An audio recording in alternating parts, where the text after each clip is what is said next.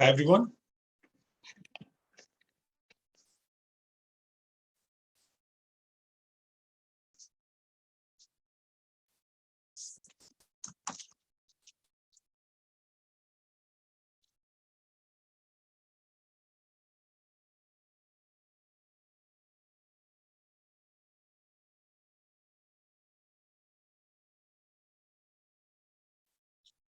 So we still have 15 minutes before the session starts. So please feel free to ask questions. Anything related to on-prem Active Directory security, Azure security, or similar.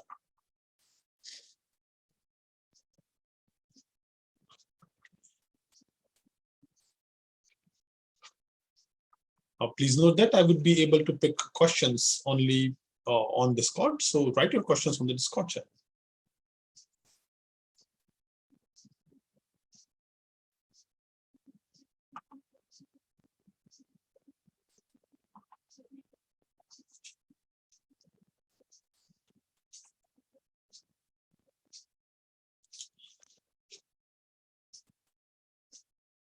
So no questions?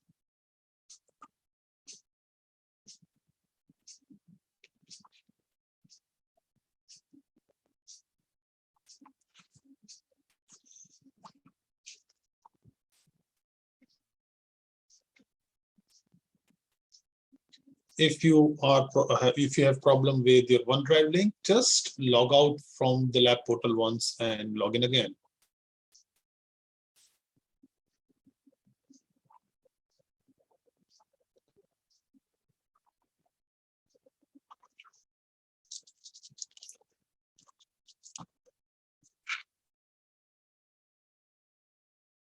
Please make sure that you ask all the questions only on the Discord channel. I wouldn't be able to look at the chat during the session. Right now, I can answer a couple of questions from there. One is, do we need all the videos prior to the session? No, you don't need all the videos.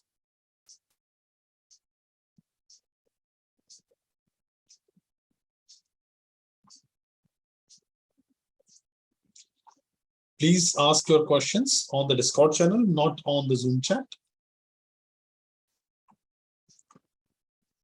Because the reason for that, of course, is during the session, it is easier for me to look at only one chat window. The bigger reason is we do not remove these Discord servers after the bootcamp is over, so that you can come back and look at the questions in message history.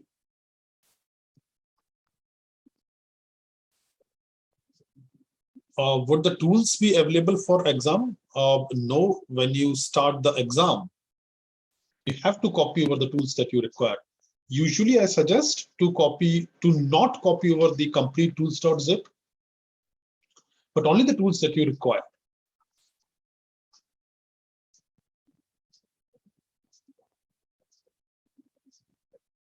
In this class, are we going to do only on-prem AD exploits? Yes.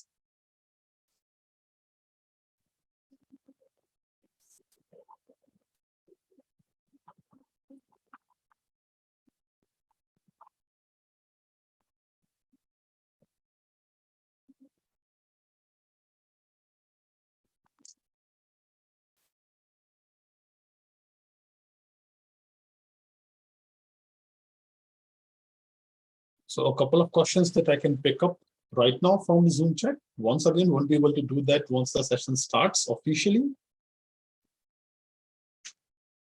A question is, may I ask a recap for the materials and labs? What we need to start and follow in the best way? Yes, I will do that. I will give a quick walkthrough of the lab portal and how you can connect. No, not how you can connect, but how you can use the materials, etc.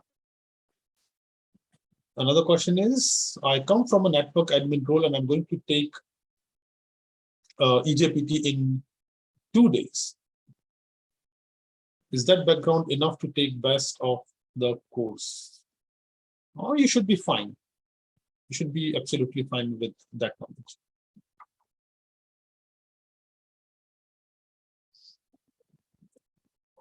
All right, so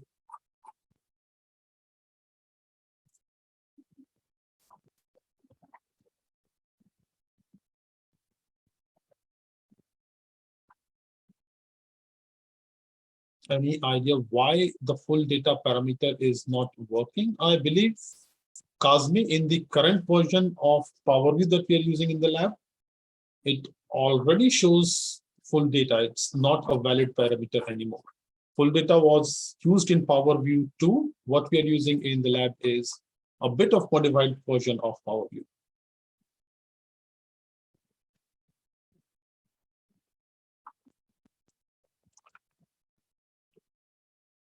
Right. So now I have to start not answering the questions from the Zoom chat.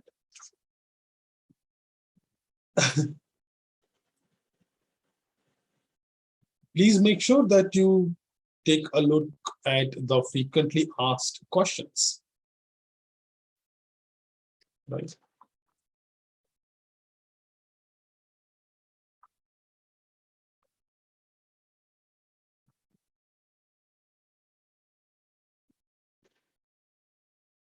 Okay, let me check for the OneDrive link.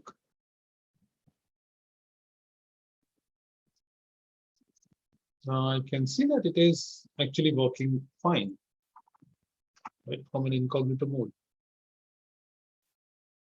We changed the OneDrive because we, during the day, I believe, or in fact, yesterday, we hit some hidden limit. I mean, it's not listed anywhere that there is a limit on OneDrive.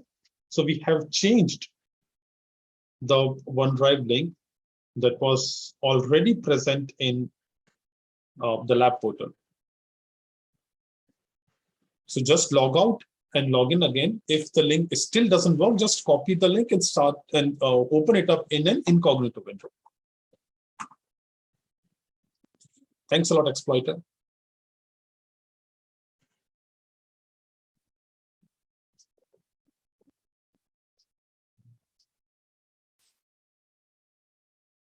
Another question is, do we need materials in this session? So what I expect you from in this session is to pay attention to what I'm saying.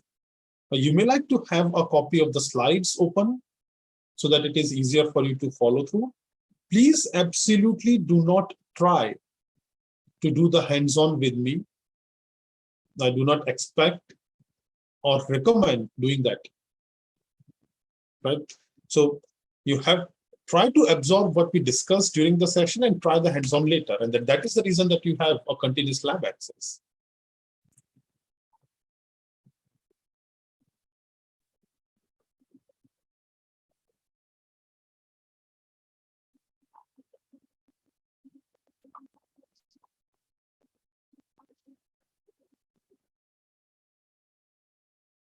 Are there any attacks that are instructor only, or can we try almost all? You can try everything. You can try everything. Thanks of this being an on-prem class, we have a lot of control, a very tight control over the environment. There is no internet access. So yeah, please feel free to try whatever you want.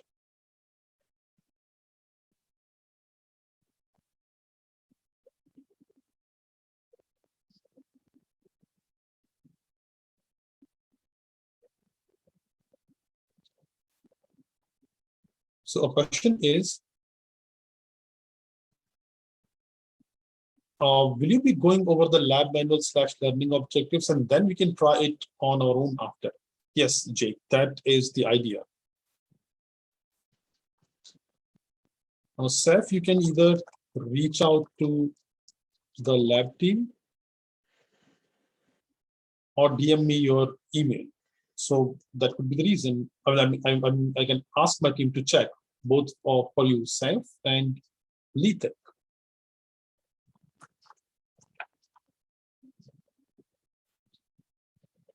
So if you're still getting that item no longer available, could you please contact the lab team for that? They will be able to quickly check it for you.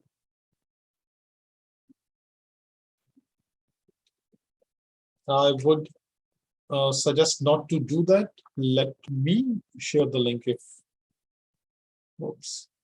it is required. So if I try that one,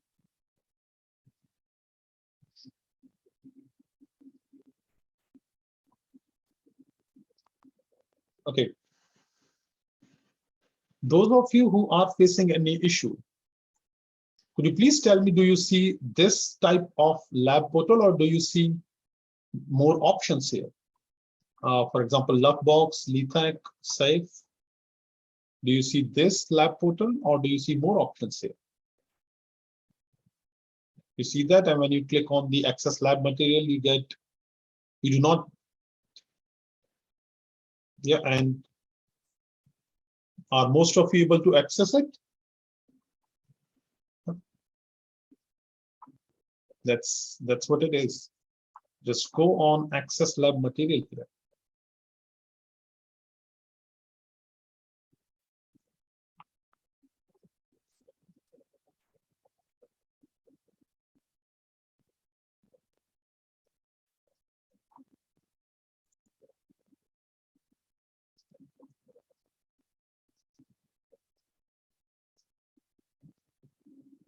Okay, let me paste. Thanks Hype for that. Let me paste an invite there.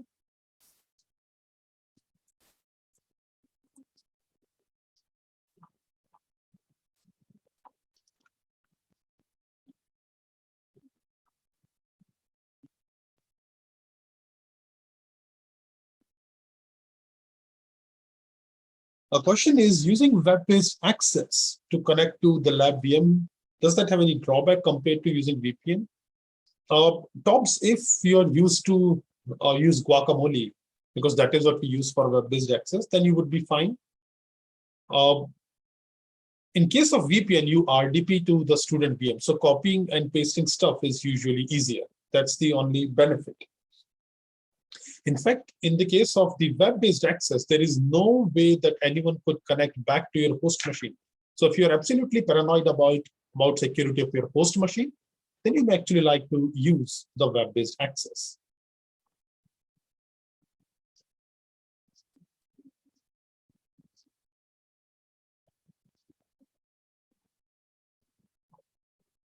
The question is, can we switch from VPN to web-based and vice versa? Yes, you can, but you would be able to access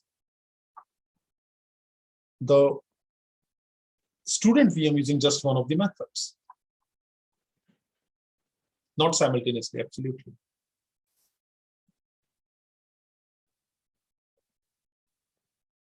Records. Once you log into the lab portal, click on this link, access lab material, and you would be redirected to the OneDrive.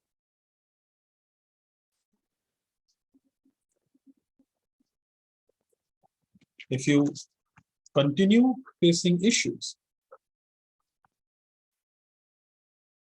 please contact the lab team. Just give me a second.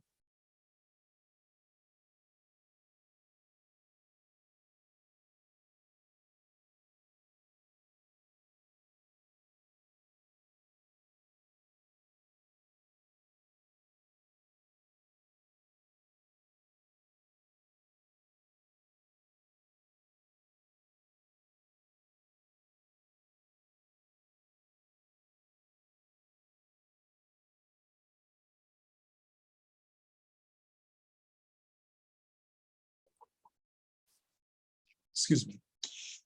So another question is, what is the Covenant lab manual? So there are two ways you can access the lab, or not access the lab, you can approach solving the lab. One is that we discuss in the slides, and that is what I discussed, using individual C# scripts, PowerShell scripts, Microsoft tools, etc., to target the target environment, to break into the target environment. Now, other than that, you may also like, if you want, let's say, to use a C2 framework, for example, Covenant, then the Covenant lab manual lists or details step-by-step ways of solving the lab using Covenant C2 framework. So that's what the Covenant lab manual is. Right?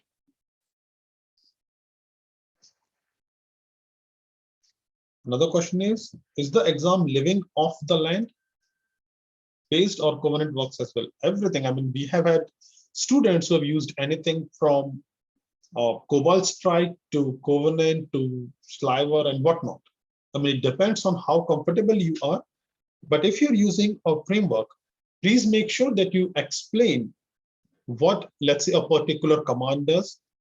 You are free to use patchable, vulnerable, uh, not exploits. I mean, you feel free to use exploits in the class as well, but please make sure that you explain the vulnerability well if you're using them. Cobalt Strike, of course, no. Because of the licensing restrictions, we could not have it. I mean, not a big fan of any sort of frameworks in any case. So it's not there.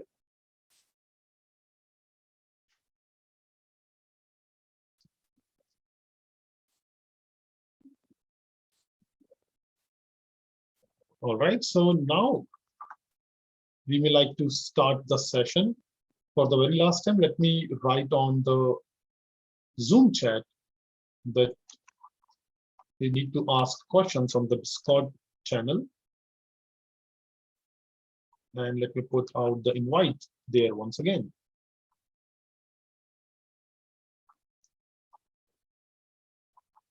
Another question is, will the exam be proctored? No, it's not. It's not proctored.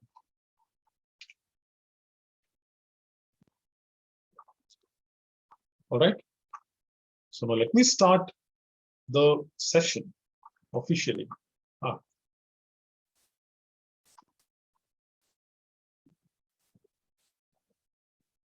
So I got a couple of more questions. Let me answer them. Just let me pick these two. Okay, that was a comment. You're fine, Tipsy. You're absolutely fine. No need to be. I mean, there is always a very good mix of experienced, absolutely new, and somewhere in between students. So it's absolutely fine. You will be fine. Another question is about exam. Can we use only native tools in exam? You are free to use whatever you want during the exam. All right. And now let's start with the session. Hi, everyone. Welcome to Attacking and Defending Active Directory, the Beginners Edition Bootcamp. I'm your instructor, Nikhil Mittal. So something about me, you can find me on Twitter. I'm Nikhil_MITT on Twitter.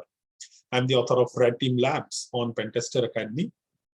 I used to actively blog on labofopenetrationtester.com.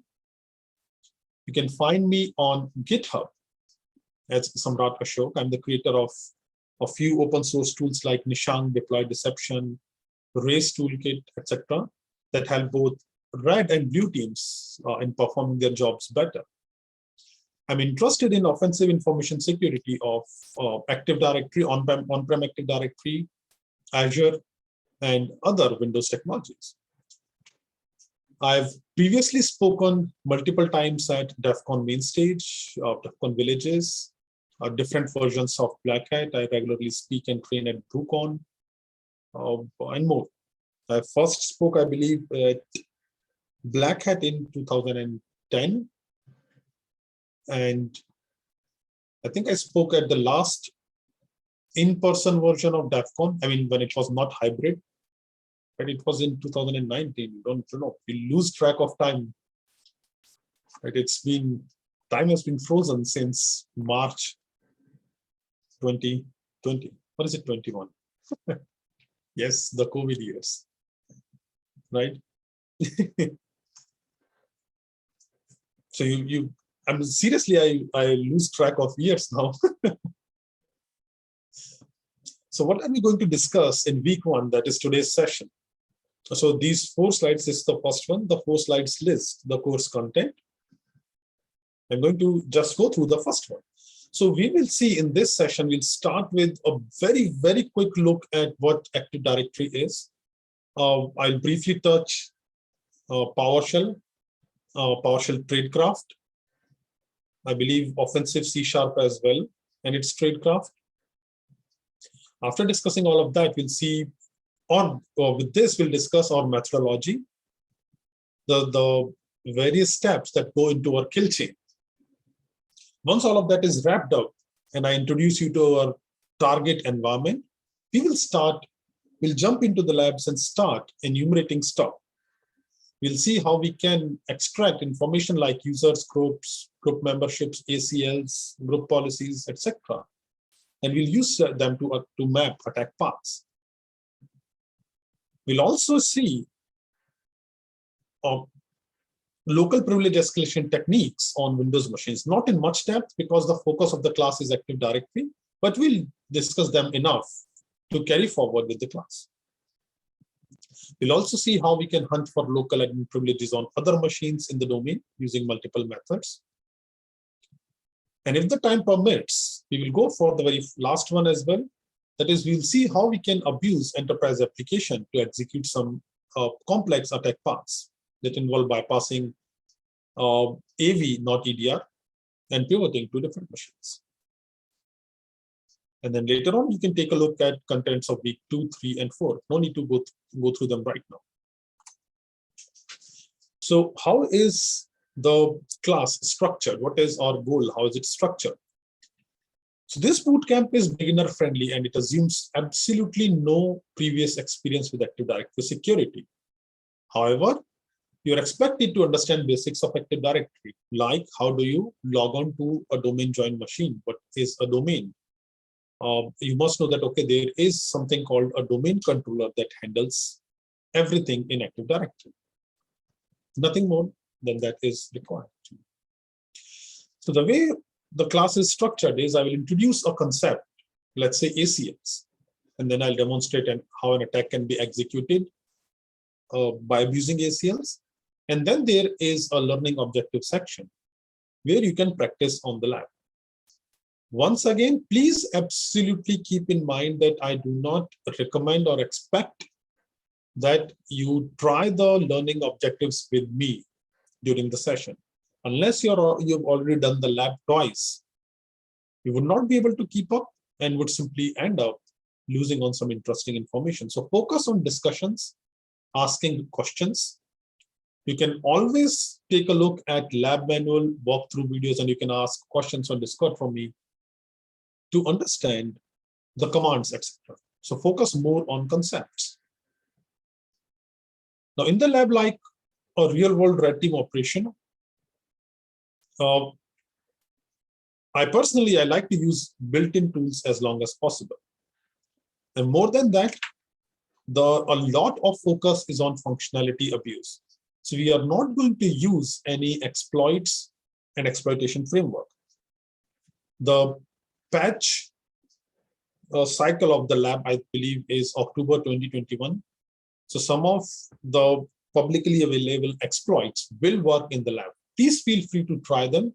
Treat this as a playground, right? More on that later. But in the course, there is no exploit or exploitation framework. Feel free to try anything new though. Please note that we start from a foothold box as a normal domain user. Assume breach. And everything is not in the slides, so stay awake. Even those of you who are joining from the Pacific region and have already and have started at 1 a.m. or 12:30 in the night. And no, those of you who have actually joined that late, thanks a lot for trusting in me that that the course is worthy enough. But I will, of course, share recording with you. So if you want, you can go ahead and take some rest. All right.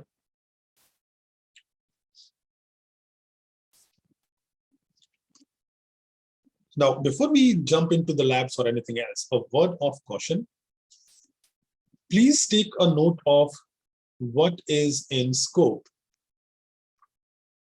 All the machines only from 172.16.1.0 to 172.16.70.0/24 are in scope. Everything else is not in scope. If you think that you need to ask that whether something is in scope or not, then probably it is not in scope, right? Please do not attack out of scope machines, including your fellow students' machines. Please note that we would have, or all of you would have, domain admin privileges right at the beginning of session 2. And if you jump ahead in the lab manual, you can have it right away. So if you want, you can at least temporarily disrupt the lab. Not for everyone, but the small section of students who are sharing the lab with you. So please don't do that. Have fun, but let others have fun as well. We do not allow internet access from any of the lab machine. So no need to try that. Finally, please treat the lab network as a dangerous environment and take care of yourself. When I say that, that simply means that do not copy anything on the lab VMs, any of the VMs, including your student VM, that you would not like others to see. As I said, because all of you would have domain admin privileges, everyone can access your student VM that share lab with you. Right. So what is the philosophy of the course? We will emulate an adversary who has a foothold machine in the target domain. Once again, we will not use any exploit in the class, but will depend on abuse of functionality and abuse of features that are rarely patched. No, we'll focus on built-in tools. No need to use Kali. If you want, you can, but I will not show you anything using Kali or any Linux-based tools. Right. Once again, those of you who are right now trying to connect to the lab, you can wait for the session to be over. There is absolutely no need to try the hands-ons with me. Right. So let's take a quick look at Active Directory, what it is.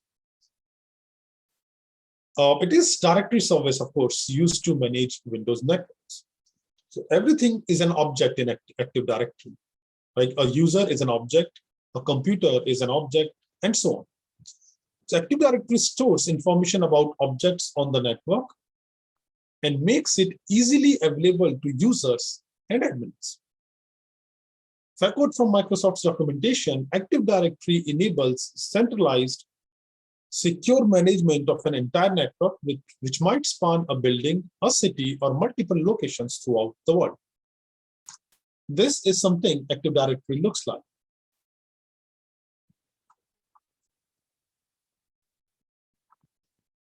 So there would be different types of objects.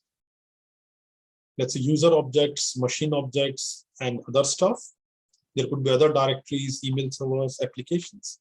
Now, Active Directory provides centralized manageability, security, and interoperability for all of these different types of objects.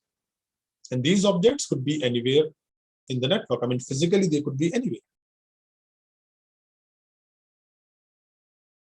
Now, of few components that you may that we would keep coming back to, one is schema. A schema defines objects and their attributes. For example, what would be the attributes of a user object? It could be first name, last name, telephone, office address, etc. What would be the attributes or properties for a computer object? IP address, OS version, organizational unit, etc. These would be attributes for a computer object. Now, this is what is defined in schema. It defines objects and their attributes. Now, by definition, by Microsoft's own definition that we saw on this slide, an Active Directory network may span across the globe. Right? Now, because the network may span across globe or cities or whatsoever, there must be a query and index mechanism. So there is one that provides searching and publication of objects and their properties. Now, where is this information stored? In global catalogs or GCs. Every domain controller in a forest in an Active Directory forest contains information about every other object in the directory. So if let's say there are 7 domain controllers in a forest, then all of them would have a copy of the global catalog. Now, because there are multiple machines, there needs to be a replication service that distributes information across domain controllers. All right. Now, first and foremost, a very important thing to keep in mind is whenever you hear the word Active Directory, think of it as a forest and not as a domain. Please always keep that in mind.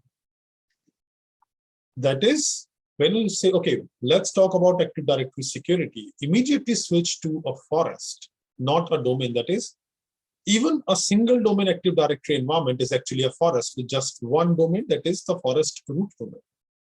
Why I'm saying this is because only a forest is considered to be a security boundary. So this is what the basic structure as far as the administration of Active Directory at very high level administration of Active Directory is concerned. There is a forest, and a forest may contain multiple domains, and domains would contain multiple OUs, organizational units. It is these organizational units that are managed using group policy. Now, Microsoft considers only a forest to be a security boundary. What does that mean? That means that if your domain 1 is compromised, an attacker can go and access everything as enterprise admin or a domain admin or domain 2 as well. And there is no way, nothing you can do to stop that. It is working as intended. And that is why only forest is considered to be a security boundary. Domain boundary or domain trust is not considered to be a security boundary. So it always pays. If you think of Active Directory as a forest, think of it in terms of a forest, not in terms of domain. Right? Now, how do we attack Active Directory? Once again, I keep saying this so that it is very well understood. We are going to abuse AD components and trust and will not rely on patchable exploits. Please always remember, it is the bugs and vulnerabilities that are patched. Features are rarely patched. Right?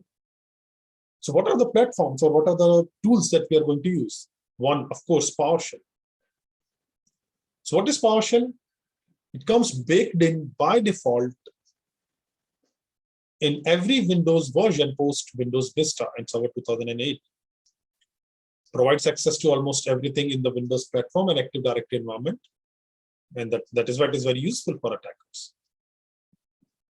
There are multiple ways of running PowerShell scripts completely from memory, and that is what made PowerShell popular with attackers. PowerShell is based on .NET framework and it is tightly integrated with Windows. So when you hear the word PowerShell, think of it as system.management.automation DLL. Do not think of it as this PowerShell.exe. This is just one of the various hosts on a Windows machine that you can use to run PowerShell. So there was a question right at the beginning of, before the session officially began, that my organization blocks PowerShell. Can you suggest some alternatives? Now, it depends a lot on how an organization is blocking PowerShell. First off, I do not absolutely recommend blocking PowerShell as a security measure, but that is some discussion that I'll save for later. So PowerShell is system.management.automation DLL. It is a DLL. It is not this PowerShell.exe. There are many hosts. For example, PowerShell.exe is one such host. And another very simple one is PowerShell ICE, the integrated scripting environment that can also host, that can also be used to run PowerShell commands and scripts. From now on, whenever I use the word PowerShell, it would be Windows PowerShell. So Microsoft now calls PowerShell Core as PowerShell, that is based on .NET Core and it's platform independent. But what we are going to use is Windows PowerShell that is available by default on Windows, right?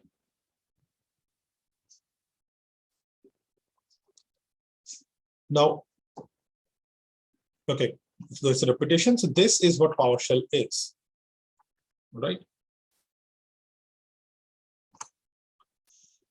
Now, a very quick refresher or use of PowerShell, that is for the course. You can load a PowerShell script using this. This is called dot sourcing, dot space and the path of the script. Or you can use import module to load a module or a script, import module and the path to the script or the module.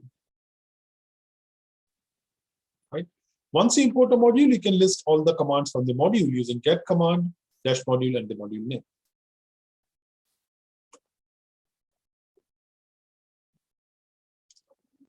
Now, a PowerShell module could be of extension PSD1, PSM1, etc. Right? So PS1 is ideally extension of a PowerShell script. PSD1, PSM1 are extension for PowerShell modules.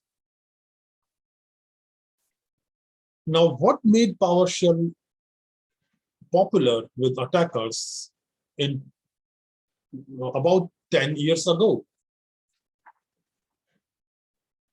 This was the very first thing that made PowerShell popular, and it is still very widely used.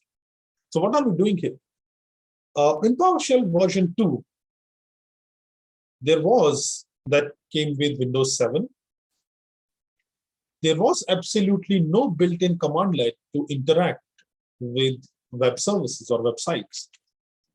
So what you could do in place of that is using the net.webclient.net class, we instantiate that class, use the download string method from that class, and download a PowerShell script in memory as a string, and then pass it on to invoke expression to execute it in memory. And that is what is called a download execute cradle. That is, it downloads a script in memory and executes it for you without ever touching this.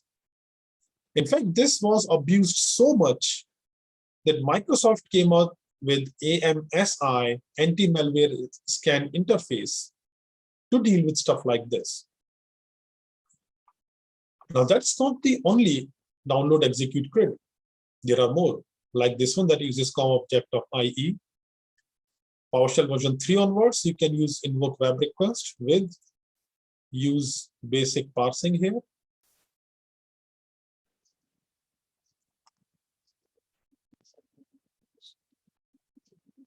Right, and so on. So that is what made PowerShell very popular with attackers.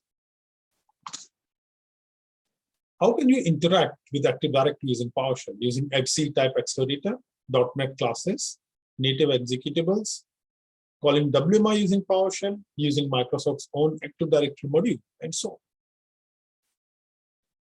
However, with Windows PowerShell 5, Microsoft introduced some enhanced logging with PowerShell, like system-wide transcription, script block logging. We'll come to the rest of the two in a moment. Now, what are these two? What is system-wide transcription? So let me see if it is enabled on my student VM.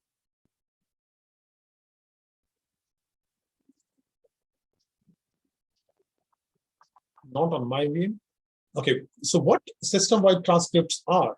If it is enabled, you can turn it on using group policy. If system-wide transcripts are enabled, all the commands and their outputs that you run in PowerShell are logged to flat files on the local machine. All right, that is what system-wide transcription is. That is, let's say if you simply open up a PowerShell session and run ls, you will see that ls will be logged along with the output of that command in a flat file on the host machine. That is what system-wide transcription is. That is, regardless of what host you use to start PowerShell, let it be PowerShell.exe or MS Build or install util or any of your latest LOL binary, latest living of the line binary, anything you use to run PowerShell commands will be logged. And that was actually a game changer, and it still is. If your target organization is using system-wide transcriptions, be absolutely very careful while using PowerShell, right? Then comes script block logging. So what is script block logging? Script block logging is, there are two types of it, warning level and verbose. Warning level is something that is enabled by default, Windows 8.1 onwards. It's based on a list of known bad keywords like new object, get field, etc. There is a well-known list. You can look that up in PowerShell course source code. Based on a list of known bad keywords, whatever run on PowerShell will be logged. And in script block logging, it is not logged in a flat file, but in PowerShell operational log. So it is easier for someone to pull that up, let's say using binlog beats, and it to sync device and create alerts on that. All right. So these two are enhanced logging. This one is a bit harder to bypass. This is easier, completely easier, right? You see the lag of my video.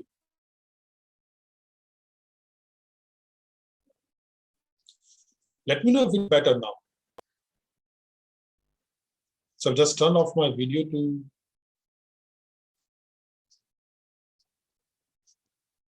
Okay.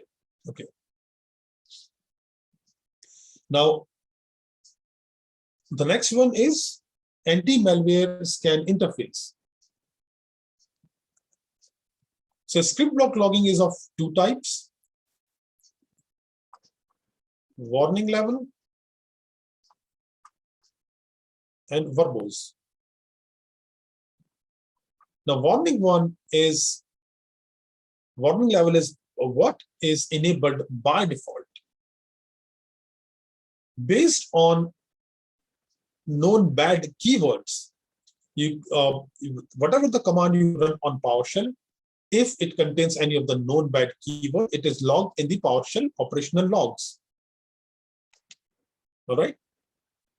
And if verbose is turned on, almost everything that you run in PowerShell will be logged. Unlike system-wide transcription, which is logged in a flat file, this is logged in a flat file. Script block logging logs are created in the PowerShell operational log. So it is easier to analyze them, forward them to a SIEM device or centralized location and analyze. Then comes AMSI or anti-malware scan interface. What's that? So recall we discussed here that things like this are what made PowerShell very popular. Built-in ways of executing scripts entirely in memory. So MZ tries to address that. What MZ does is, before a PowerShell script, let's call this an evil PS. Now, when this evil PS is submitted for execution,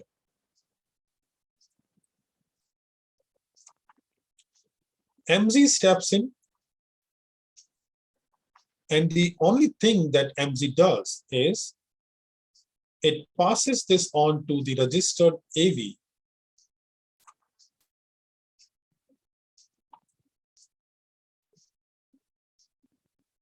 All right.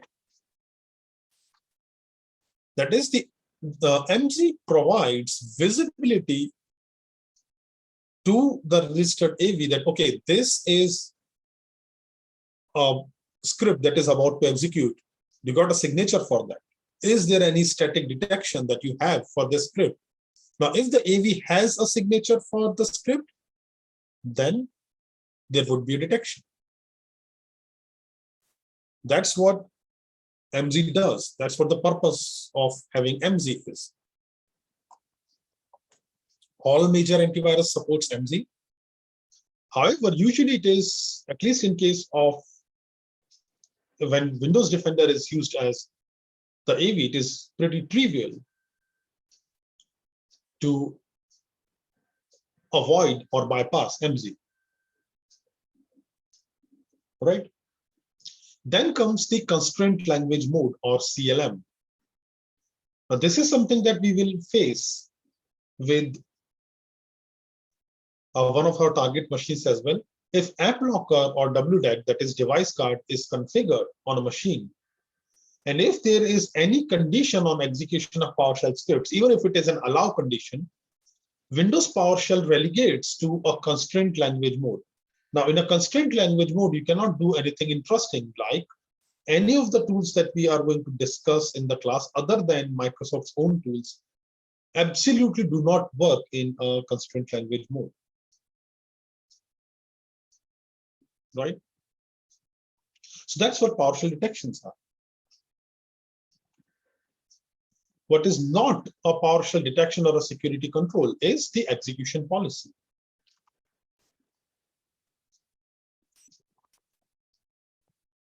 So execution policy is not a security measure.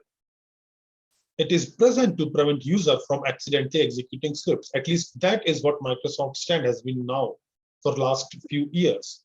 Prior to that, it was not so clear, but now it is. And there are several ways to avoid or bypass it. I mean, I should not even say bypass.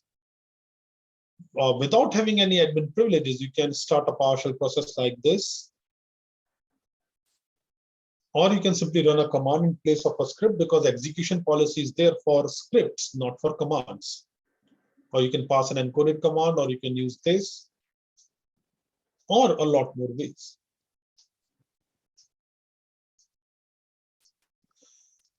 All right, constraint language mode is something that we'll touch again. So if you say it's fine, we'll touch it again when we face it in the lab. All right. Now I get this a lot, that offensive PowerShell is dead. If you use PowerShell, you will be caught, etc. I would say that, I mean, of course, offensive PowerShell is not dead. The detections of PowerShell attacks depend a lot on your target organization and most on if you're using customized code or publicly available code, right? I always like to say this: any tooling or scripting language is simply not dead because it is not cool anymore, right?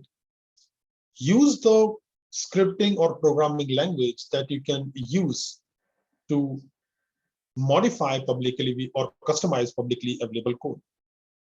I have to emphasize this, that offensive PowerShell, and of course PowerShell is absolutely kicking, and even it is the same for offensive PowerShell. Do not make a mistake of not learning PowerShell if you are going to assess or maintain security of Microsoft technologies. Take a look at Azure and you will see how much Microsoft has invested in PowerShell. And when you think of offensive PowerShell, do not think of it only as invoke mimicards, right? Invoke mimicards is not the only thing in offensive PowerShell. For example, if you are used to using PowerShell, you will get on to using the Azure AD module just like that, or the AZ PowerShell module just like that. Both of them, Microsoft's own tools and superbly helpful in compromising an Azure environment, right? However, keep this in mind that if the enhanced logging is enabled in the target organization, you have to be careful, especially if you are facing the better countermeasures. In that case, you must be careful. Right? Now there are bypasses. Let's say there are publicly known bypasses that someone shared mg.fail that generates mg bypasses for you. So you have bypasses, and then you can obfuscate those bypasses if your bypass starts getting detected. However, whenever I start discussing AVs and bypasses and EDRs, please remember that the focus of the class is Active Directory, not bypassing AVs or EDRs. Because I get questions like this all the time. How do I bypass carbon black? I don't know, is my answer. And the simple reason for that is I do not want to share anything that has absolutely no shelf life. If I share with you, of course, I can develop that. Many of you can develop that and do that. A bypass for, let's say, carbon black or anything. I mean, I'm taking just that just as an example. Now, if I share that with you in a public class, I mean, in a class like this, the maximum shelf life of that would be what, 1 week, couple of weeks, probably, right? So that's the reason. Let's stay away from discussing EDR bypasses. However, no matter how much I shy away from that, there is at least a basic level of bypasses that I have to discuss. So what our base level is simple plain Windows Defender. But that comes a bit later. So what do we use to bypass the enhanced logging in PowerShell? We are going to use InvisiShell, an open source tool for that. Now, how InvisiShell bypasses of the security controls or enhanced logging is it hooks two .NET assemblies: System Management Automation and System.core. Now, these two DLLs are hooked using a CLR Profiler API. Now, what is a CLR Profiler API? If I pick it up from Microsoft's documentation, a common language runtime profiler, CLR profiler, is a DLL that consists of functions that receive messages from and send messages to CLR by using the profiling API. The profiler DLL is loaded by the CLR at the runtime. That's what it does. As soon as you start PowerShell.exe using InvisiShell and the call to these two DLLs are made, both of them are hooked and the logging functions are incapacitated.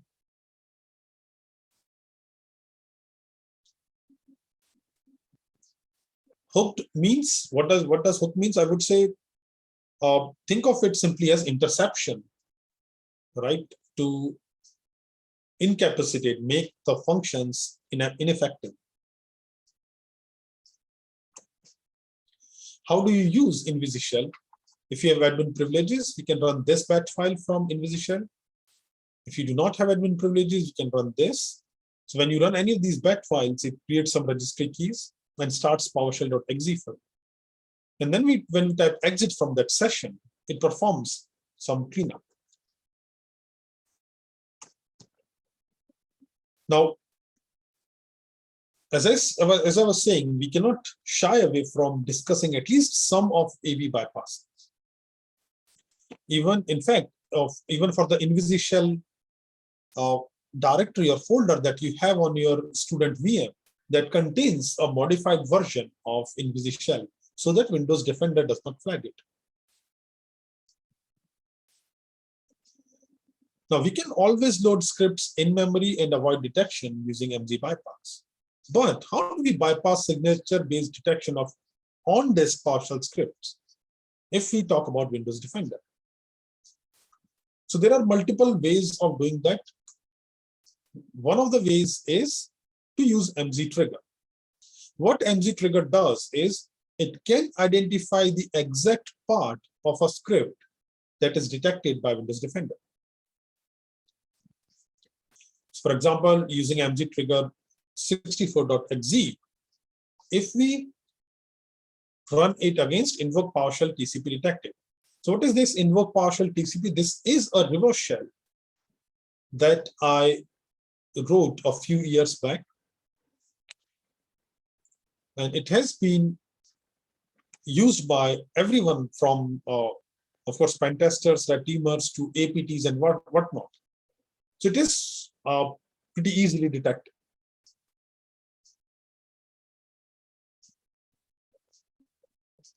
So if you, I mean, this is what you get in the, this is what stock invoke PowerShell TCP.ps1 from Nishan that you get. If you pass it to MZ trigger, it will show you what are the exact strings that are detected.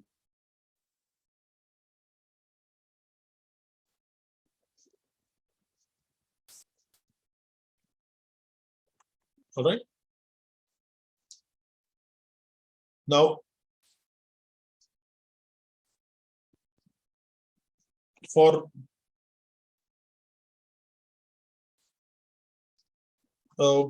some of the scripts, I mean, one of the ways to bypass for smaller scripts specifically is obfuscation. So you can take a look at invoke obfuscation, a bit dated, but amazing tool for obfuscating scripts or partial strings.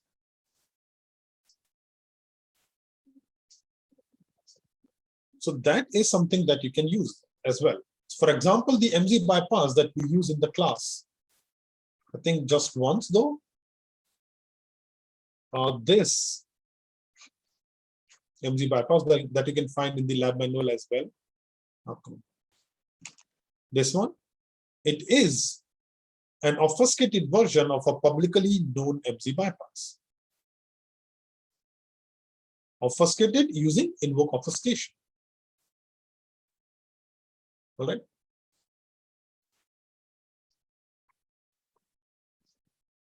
I know, not running music. I was listening to it before the session started. I listen to Bollywood music a lot, but not doing it right now. If you want, I can run some music from some Bollywood music from 60s for you.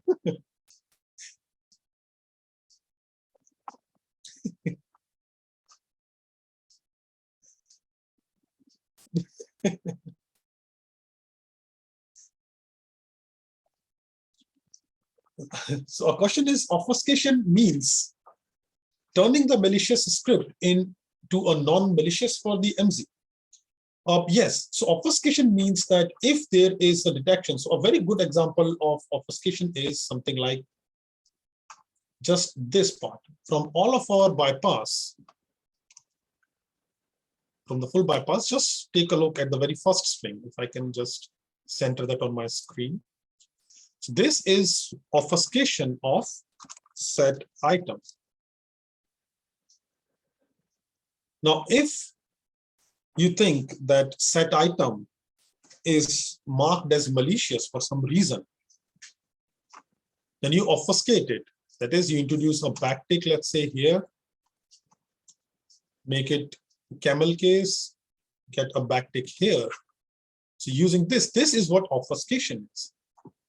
That is, if there is a signature-based detection for set item, this would still be evaluated as set item by PowerShell, but a signature-based detection will miss this. That is what obfuscation is.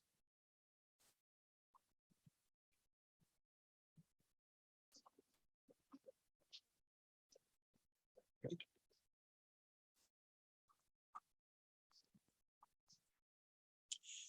Now, that's one way. Now, how do you avoid signature-based detection?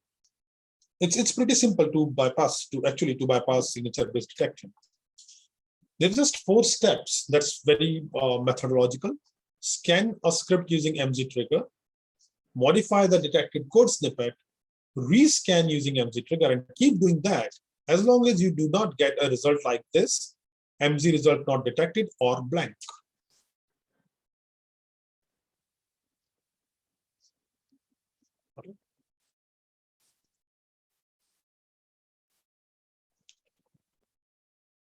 So, for example, if you pass this,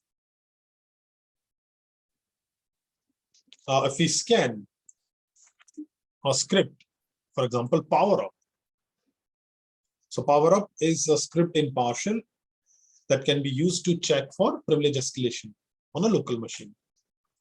So if you scan that using MZ trigger, what it complains about is this system.app domain. So what we can very simply do is we sort of obfuscate it. You reverse it and use it.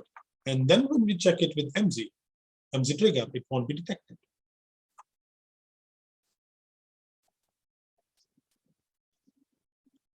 Right? For the reverse shell in Nishant, what MZ trigger points out is this. So what we can do once again, try and simply reverse net.sockets. And once again, it works.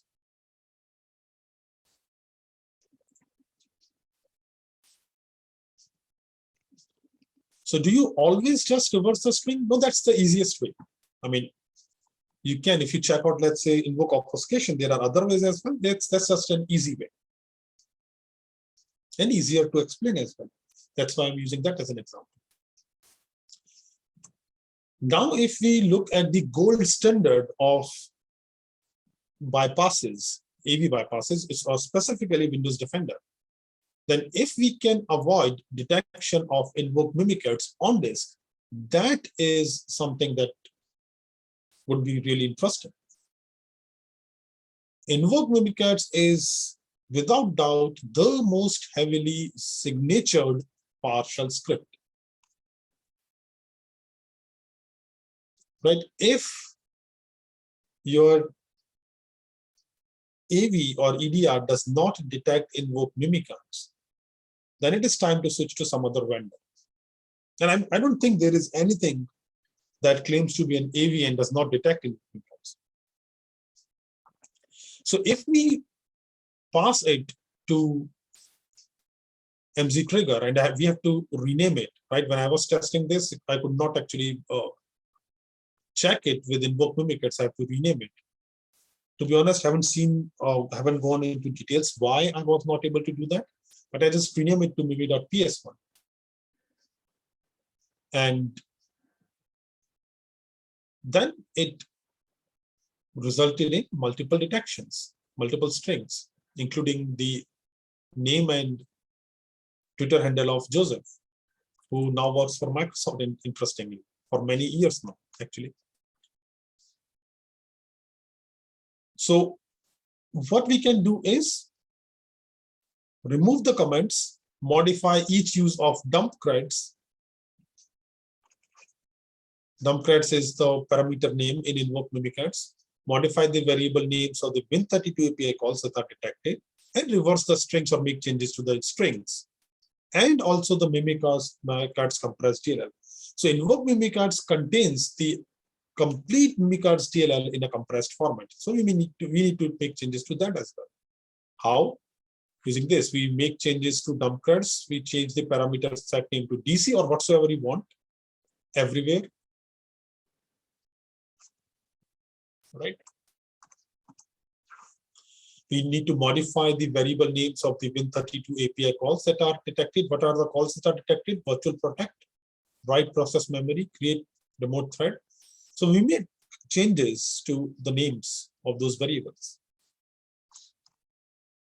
Finally, reverse the strings or make whatever changes you want to the strings that are detected, and also to the mimickers DLL, the compressed DLL.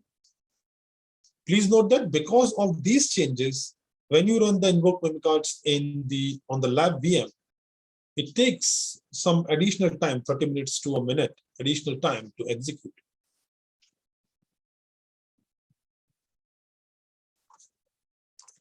This is the way we can bypass at least signature-based detection of Windows Defender, even when we run scripts from disk.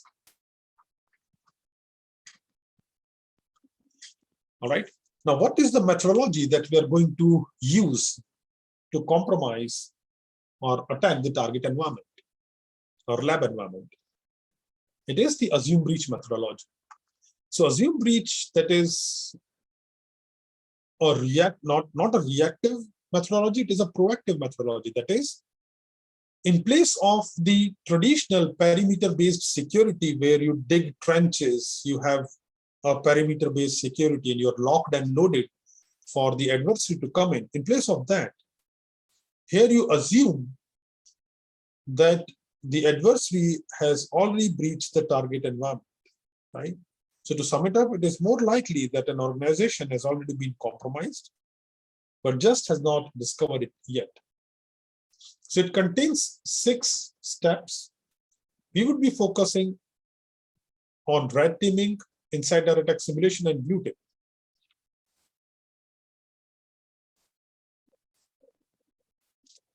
So a question is, are we going to see blue team tactics? Not a lot of them, to be honest, but I will keep discussing on the pitfalls for attackers when using some of the methods. So pitfalls for attackers are opportunities for blue teams. And we will have a dedicated discussion as well, but not much detail. Right? So what is the kill chain? When I say kill chain, imagine me making air quotes. So kill chain that we are going to use is this. We'll start with recon. In fact, in the class, we are going to assume that we have done the recon part. That is basic port scanning, etc. That is something that we've already done. So we'll start actually with domain enumeration. We'll go for local privilege escalation, and then we'll hunt for admin privileges on other machines. Once we have, let's say, some local admin privileges on our foothold and other machines, we'll start with lateral movement, then we'll go to domain admin privilege escalation, cross-trust attacks, and finally persistence and exfiltration. That is what we are going to do. The lab environment is a fictional financial services company called MoneyCorp. Now, MoneyCorp has fully patched Server 2016 machine with Windows Defender turned on. The patch level for MoneyCorp is, I believe, October 2021. Same goes for the Defender signature state. It has Server 2016 forest functional level. Please note that Server 2016 was the last forest functional level. It is the latest. There is nothing after Server 2016 forest functional level. There are multiple forests and multiple domains. Because of up-to-date patching and the latest functional level, whatever you learn in this class would hold true for many years down the line, 5, 7, 10 years at least. Unless Microsoft literally changes how Active Directory works, and they would not, because they have not been trying to, they have not even tried this since, what, last 2 decades? So that would be very useful. All right. Also, please keep this in mind that we have minimal firewall usage. We want to focus more on AD concepts than, let's say, pivoting through the network. There are pivoting challenges as well, but nothing a lot of network-ish. All right. Now, a very good point that Seth raised. Microsoft has borderline abundant AD feature updates. Absolutely. Absolutely. Not only that, if you look at the response from Microsoft when it comes to security issues in on-prem AD and compare that to Azure AD, the contrast is very visible. I mean, it doesn't need to be the smartest bulb to figure that out, right? However, in my opinion, I could be wrong, but I don't think I am in this case. Microsoft abandoning security of on-prem AD would only result in an increase of demand of on-prem AD security professionals. And I'm not saying this because I'm teaching this course. I've seen that, right? This is, I mean, 2022 is not the year when Microsoft began that. That was pretty visible for past few years. anyone who closely works with Microsoft technologies and especially their marketers. I mean, I fortunately do not work closely with their marketers, but my clients do. They have been selling Azure at the expense of on-prem AD for a few years now. So what Microsoft initially thought was they would be able to push all of their or most of their on-prem clients to Azure. But I can tell you that if not failed miserably, that has not been as successful as they wanted. And thanks to hybrid identity in Azure, knowingly or not unknowingly, I mean, I was about to say knowingly or unknowingly, Microsoft made on-prem security a part of Azure. But I would say Microsoft's hand was forced to make on-prem identity a part of Azure. Thanks to hybrid identity, if your on-prem environment security is not good, regardless of how carefully you design or plan your Azure tenant, your security is still going to suck a lot, right? And that is why, even though there seems to be no major changes or improvements to on-prem security, which is true, its importance is no less, absolutely no less, right?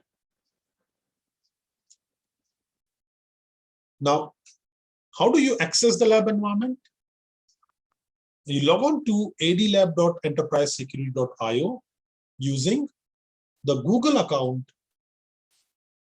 that you registered with us. If you registered using a non-Google account, then the lab team would have reached out to you to provide them a Google account. So once you log on to the lab platform, this is what you see. Your subscription start time is your lab start time. Subscription end time is when your lab access ends. So all of you get, I think, 31 or 32 days of lab access. So there may be a day or two difference between some of you. Some of you got access, I believe, the day before yesterday. Some of you got it yesterday. Some of you got the access today. Right. This lists the last date to attempt exam, the CRTP exam for you. Now, if you want to use the web method, that is guacamole, to access the lab, you simply copy this URL and use the username and password to access it. So that's one of the ways. Or if you want to use VPN like I do, these are the VPN credentials. Use the OpenVPN client to use this VPN config file, provide these credentials. Once you are connected to the VPN, then you can access your VM. You can RDP to it using the credentials listed here. That's how you access the lab environment. Make sure that you spend some time to look at the warnings and informations that we have here in the lab portal.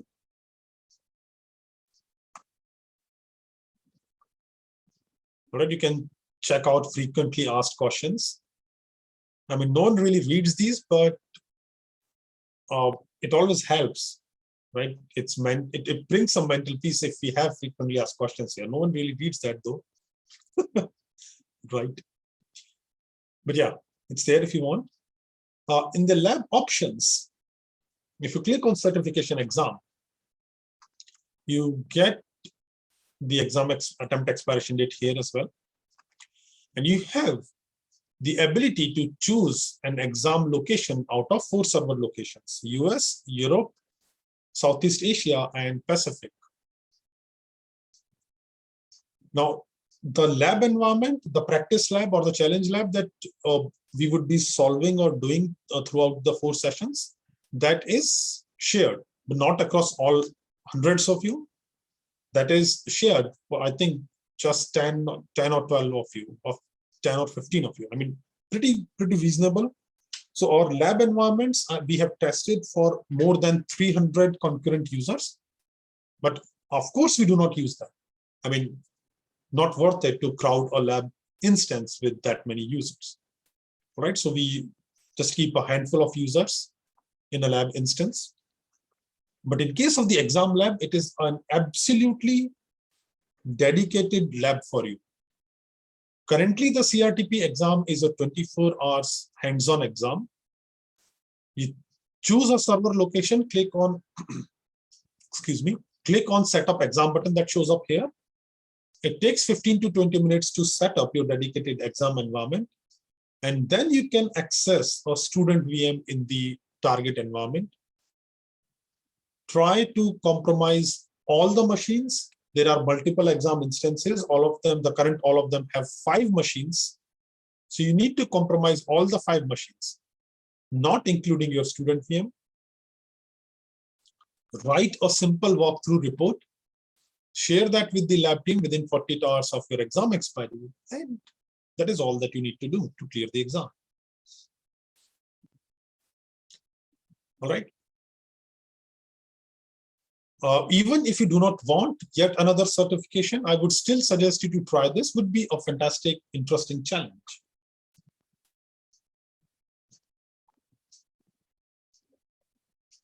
Is there a sample report? No, we do not share one.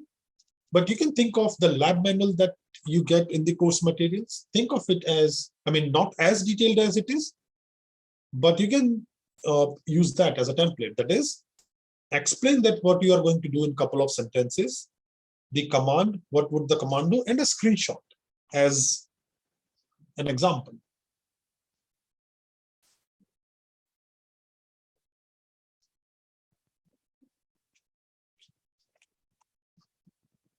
Right? Now, one exam tip that I can give you right away is, please do not try to set up the Bloodhound GUI on the student VM in exam. We have had many users who would try to do that and would face issues. Why? Because to be able to run the Bloodhound application, you would need a JRE instance, you would need Neo4j Graph database. So that would be unnecessarily wasting time on during the exam. So make sure that you have, if you plan to use Bloodhound in the exam, make sure that you have the GUI set up on your host VM and just run the ingesters on the exam VM. If you've never heard about Bloodhound, that is absolutely fine. We'll briefly take a look at it later on.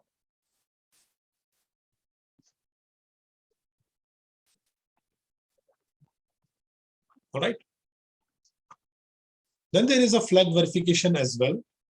If I've not verified all the flags, I've not.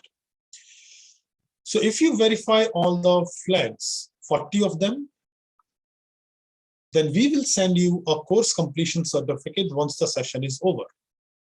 This certificate would be different from the CRTP certifications. All right. And finally, you can click on this access lab material link here to access the slides, slide notes, lab manual to challenge the lab using Covenant, the simple lab manual, all the tools that we use in the lab, diagrams, and walkthrough videos. All right. So that is how you can access the lab environment.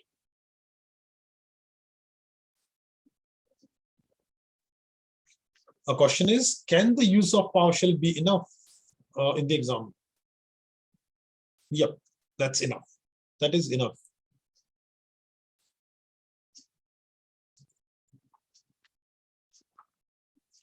Right. So this is what the lab environment looks like.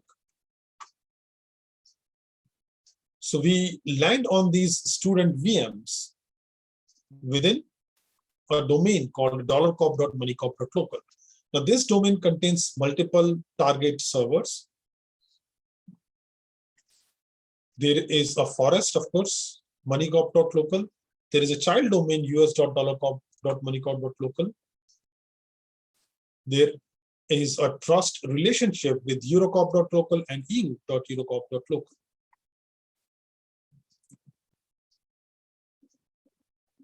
Right. So that is what our lab environment is.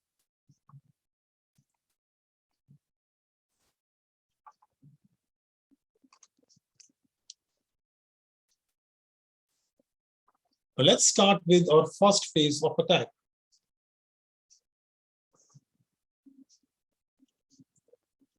The domain enumeration part.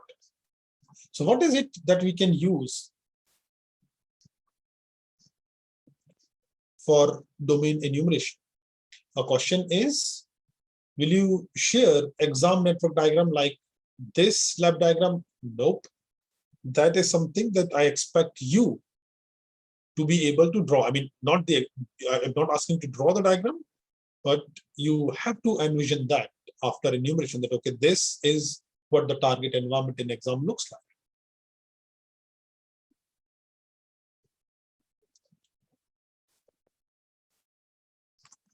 So what we have in the lab environment here is all of us land here on the student VM.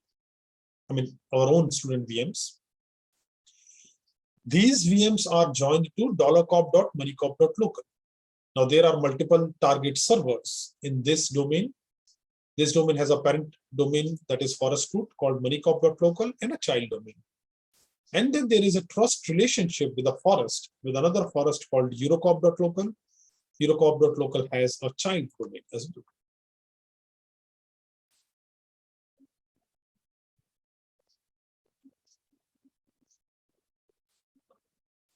Is it possible to not need the full 24 hours for the exam? Absolutely. Depends a lot on your existing skills and how much you practice in the practice lab. So I have had students who have been able to complete the exam in 8 hours, 10 hours. There have been a lot of users who would not complete that in 24 hours. So it's always a mix, as you would expect.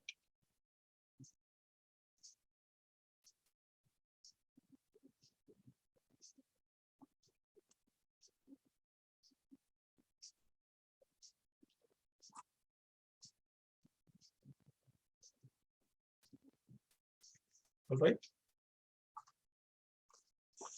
Let's jump into domain enumeration. Once you have, as we discussed, we start with an assume breach mentality. That is, we have a foothold. Now, from that foothold, as a normal domain user, what can we use for enumeration? We can use Microsoft's own Active Directory PowerShell module. So this is the ADDS RSET, the Domain Services Administration tool, that is signed by Microsoft and works even in the constraint language mode. I maintain a mirror of that module here. And of course, there is absolutely no detection for that. This is how you can import the AD module. We can also use Bloodhound that contains C# and PowerShell collectors. We can use PowerView that once again a PowerShell tool. We're not going to use the PowerSploit version, but the one that is a bit updated one. SharpView is something that some people suggest or recommend. I really don't personally use it because it doesn't support filtering using pipeline. But you can use that as well, or any other tool, even AD Explorer, for example. Whatever suits your operational needs, go for it. So let's start with the domain enumeration part. Once again, no need to try this with me. Just take a look how you can do it.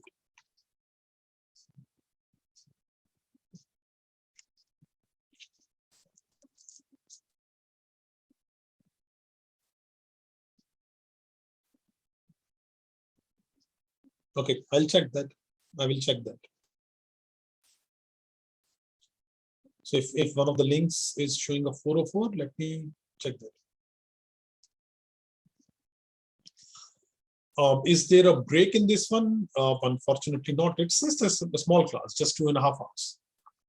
right? Unless there is an emergency.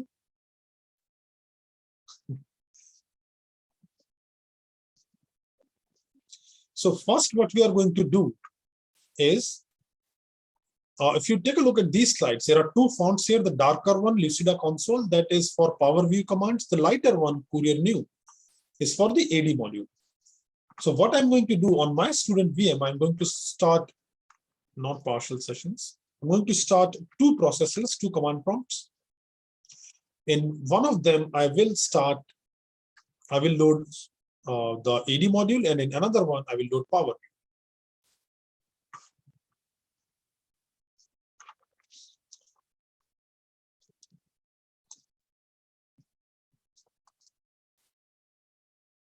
So let me first start InvisiShell here, right, with non-admin privileges. So what InvisiShell did was it added some registry keys to start a CLR profiler API, and then it starts a partial session for us. Now, this partial session that we have, this is free of MZ, system-wide transcription, and script block logging, all three. Now we can go ahead and import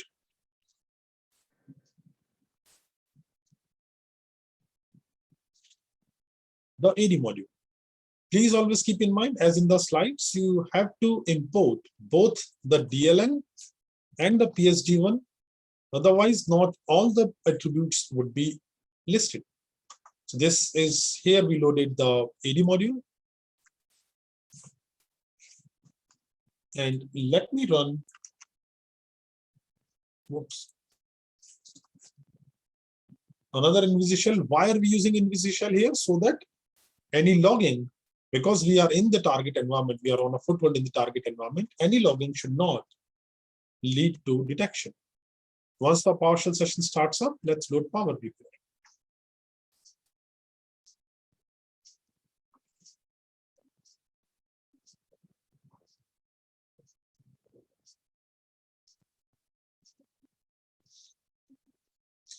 Now we can start with some basic enumeration. For example, let's get some information about the target domain.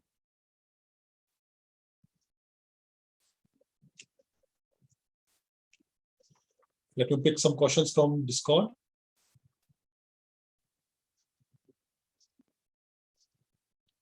For InvisiShell, would this get affected by AD sync and GPU application? I don't think so.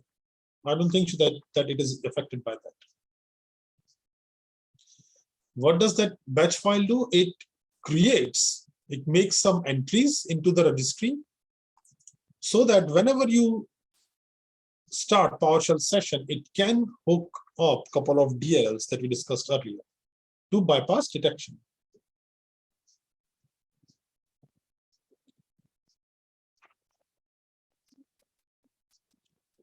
If we use InvisiShell, will the logs not be created? Yes, they will not be created. Is there a significant difference between dot sourcing and import module?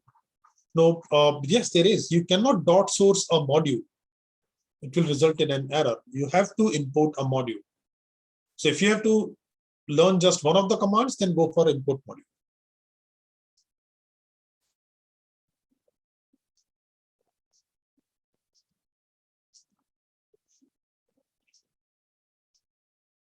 Another question is, is this same as the above? No, the space is required. If you are using dot sourcing, then you do need a space here. All right. Now, when we run get domain here,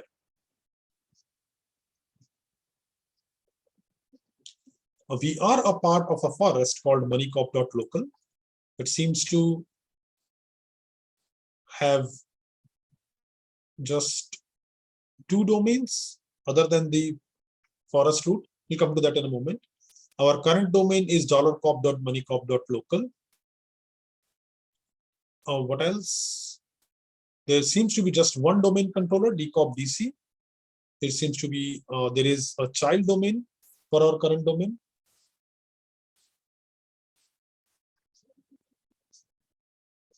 Right. Similarly here, for the AD module, if we request the same information, of course we get the same result. We are part of a domain called $cop.moneycop.local in the forest moneycop that we can of course guess or know by the naming convention.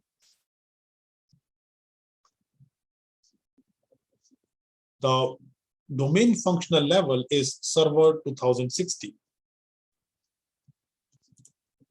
This is the domain SID, the security identifier, the globally unique identifier of the domain.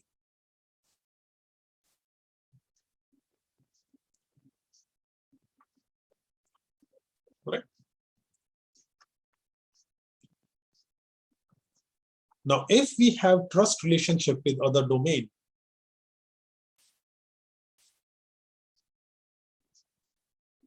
you can specify the domain parameter as well in case of power view and or the identity parameter in case of the AD module.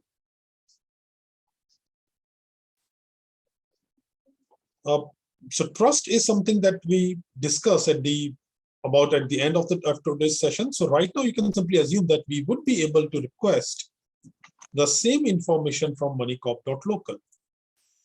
The information that we get or we can request from our current domain, that we can also request from the forest group. Right?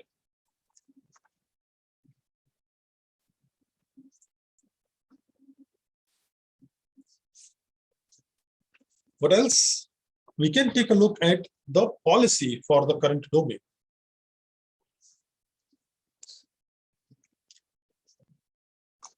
That is very important. Why?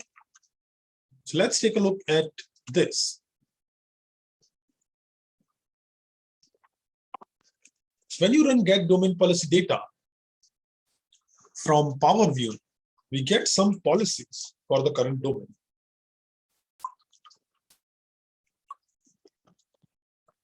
Look at the system access policy. That's the password policy. So if you plan to run brute force attacks or password spraying attacks in the target domain, although I absolutely do not encourage that, that is very noisy. But if you plan to run them, then it makes sense that you take a look at this before running it. A more important one is this.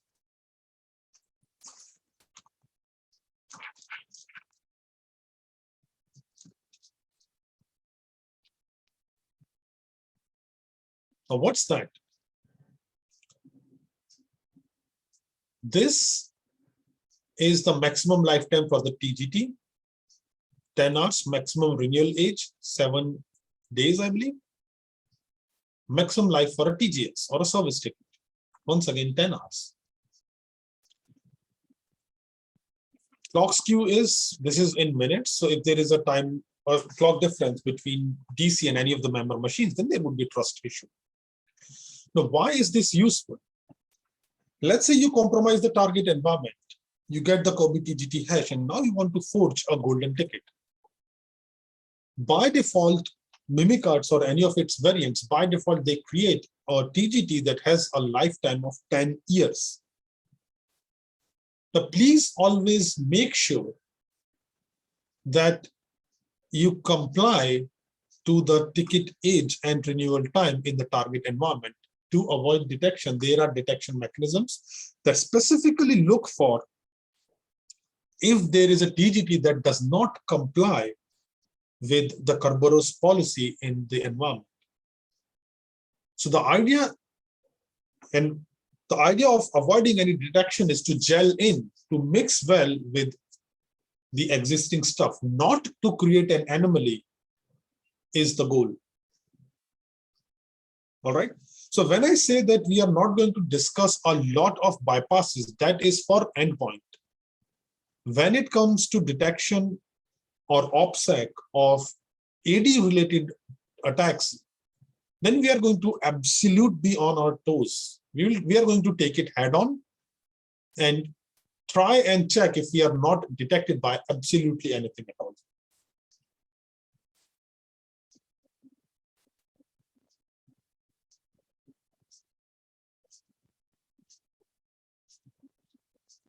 All right.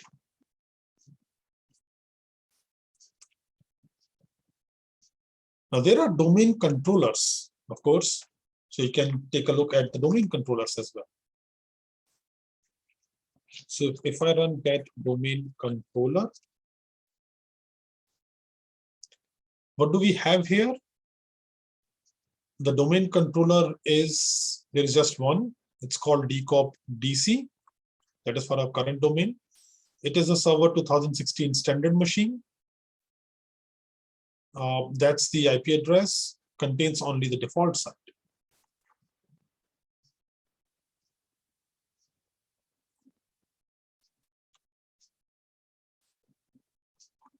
All right.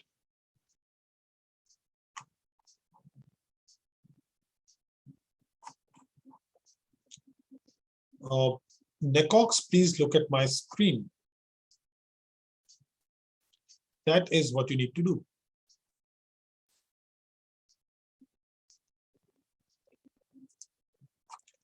All right.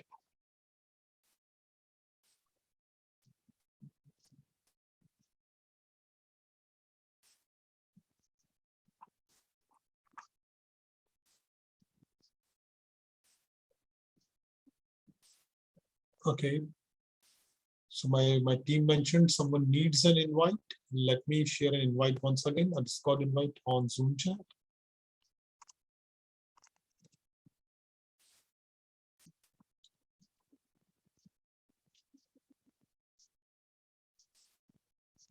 Okay, what else?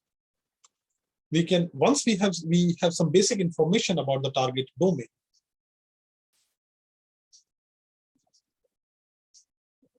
Let's get some information about the users. So if I run get domain user, because there seems to be some confusion, let me tell this to you once again. We are currently using two tools, PowerView and Active Directory module. The commands that are in darker font are from PowerView. The one in lighter font are from the AD module. Right.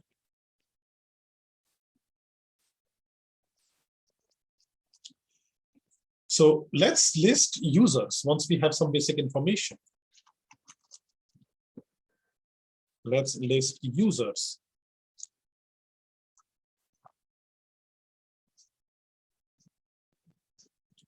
Seems to be many users. And this is where having the ability to know a bit of PowerShell comes handy. For example, we can simply just list them based on SAM account name. So these all are the users in the current lab instance, the one that I am on. How many users? Just 98 users, a tiny environment. Definitely a lab environment. All right. We can, of course, get details about a specific user as well using the identity parameter. Now, another interesting thing to enumerate for users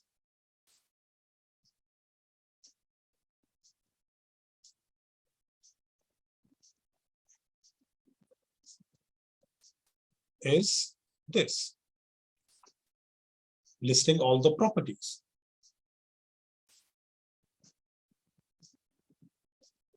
Now, why is this important? Why is this important to list properties? Let's take a look at this.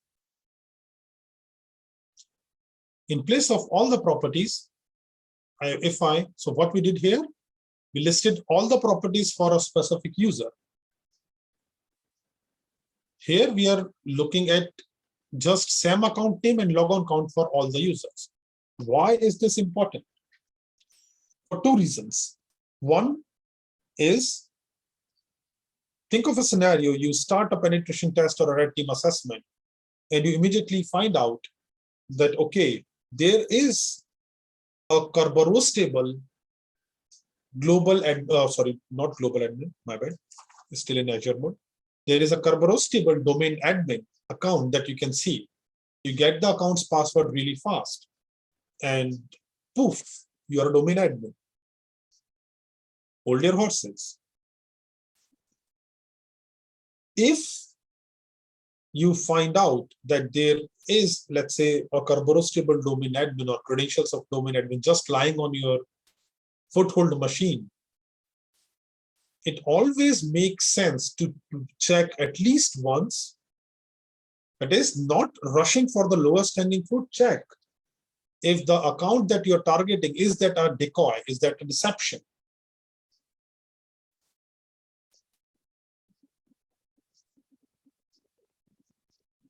Right? Check if the account that you have compromised, if that is a decoy account. The easiest way of doing that is to check their logon count. If you have a domain admin that is very easy to compromise, but the logon count is what, 4, 5, less than 10, then probably it is a decoy. In addition to that, I mean, let's say that the organization that you're targeting does not have enough pockets, deep enough pockets to have a tool, a shiny tool that deploys decoys. Even in that case, always think of this. If you are, let's say, creating a golden ticket, or if you are impersonating a user, always make sure that you are not using a stale account.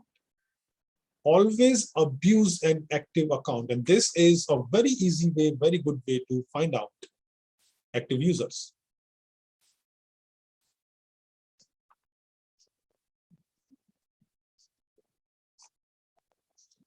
Right?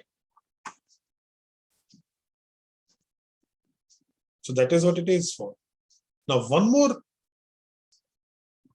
reason why would you like to look at user properties is this. So what happens if I run this one?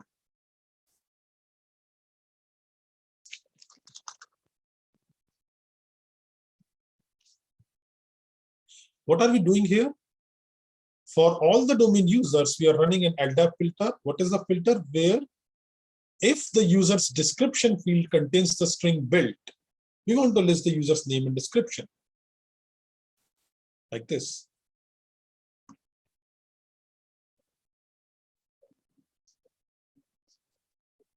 All right. Now, this could be a very quick win, or a decoy as well, but this could be a very quick win. So in place of built, you simply replace this with password, or for example, because this is January 2022, replace this with January, or anything like that. A lot of, and there is actually no need. If you simply list descriptions of all the users, you can see if someone has written a password in description field. A lot of times, organizations leave passwords in description. Teams write passwords in description for service accounts, unfortunately.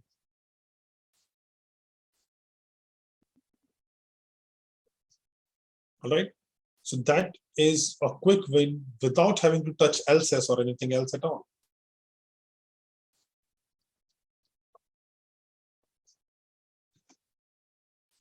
A question is there a way to forge a logon count?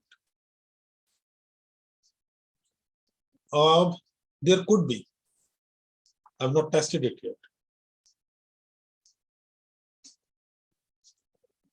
Is any of the decoy considerations valid for the exam? No, not really. I mean, there are some, I would say, misdirections in the exam to incapacitate spoilers that people post, but there is no decoy as such.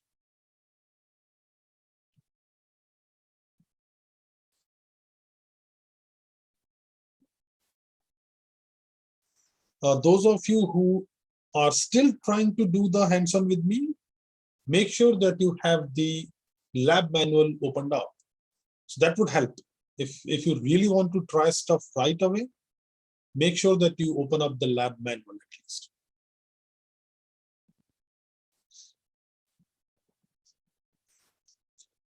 All right, what else do we have? Once we have users, then we can go for computers. Please note that when you run anything like this, let's say, this lists computer objects, not real or virtual computers. What does that mean? By default, any user can create up to 10 computer accounts.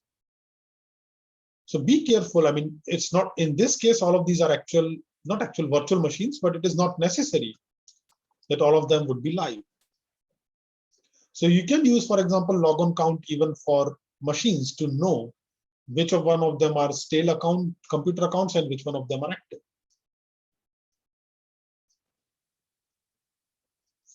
A question is, a decoy account seems to be something I see recommended over last few years. Is this, so I skipped the name. I usually do not take names other than Microsoft. Love and hate relationship. So is this an effective detection method? I would say, Dan, it is an interesting detection method, if not effective. If you think that the target organization or your organization is done with the basics of security, they have a security posture that is mature enough, then yes, deception could be pretty useful.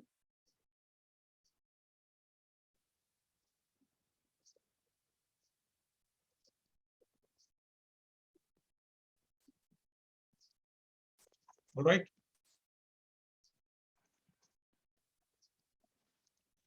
Now let's talk about groups.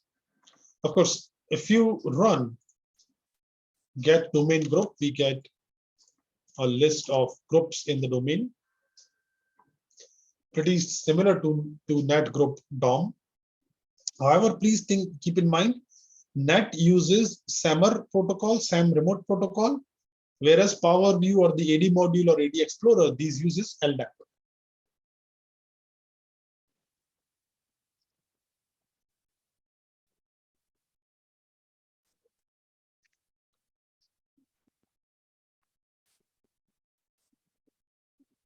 Right?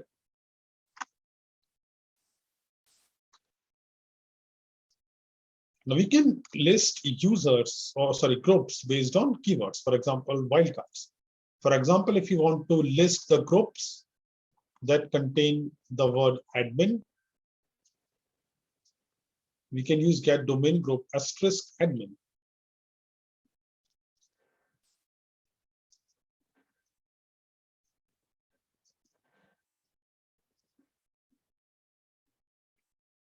All right.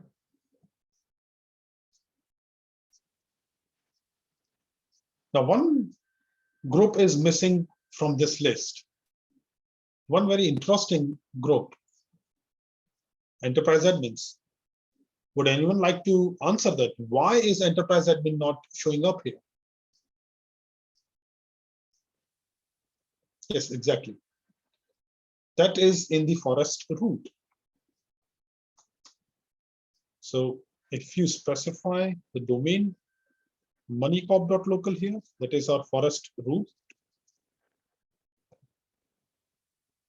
then it will show up. Now, once we know some of the groups, let's say if we can list, of course, we can list the membership of the groups. For example, domain admins, that's one group that everyone likes.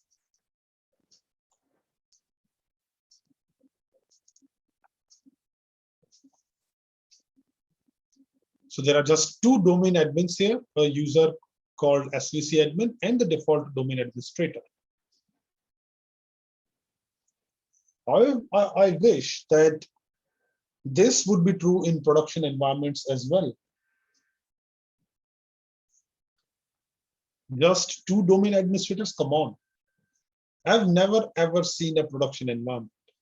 I mean, you may have let's say, at least two of them could be the break glass administrators. So you may need to have more. But that's one of the biggest issues that you would have in enterprise environments. Just too many domain admins, right? Because, and I recall this like 6-7 years back in one of my closure meetings of a simple penetration test. My client said with a shrug, like, and everything just works with domain admin, right? Services, domain admin. I mean, that environment was actually unique. Even their delegated OU administrators were given the domain admin privileges. I mean, I'm usually pretty respectful because you never know what a target environment and their IT team is going through. But I literally had to laugh. And what is the need of delegating administration if you are assigning them domain admin privileges in any case? So, I mean, they had no answer, right? To be honest, it is, I mean, I used to smirk a lot at defenders when I was young. I mean, I'm still young, but when I was younger and more naive and new. But then I started maintaining these labs, the ones that we are practicing on. And I immediately developed a respect for people who maintain stuff, unsung heroes, right? So no one comes to you and pats on your back if you stop an attack because no one knows that. So a thankless job maintaining stuff. That is what I got to know once I started maintaining these labs. But yeah, that's what it is. Unfair. So life is unfair. Yeah, that's right.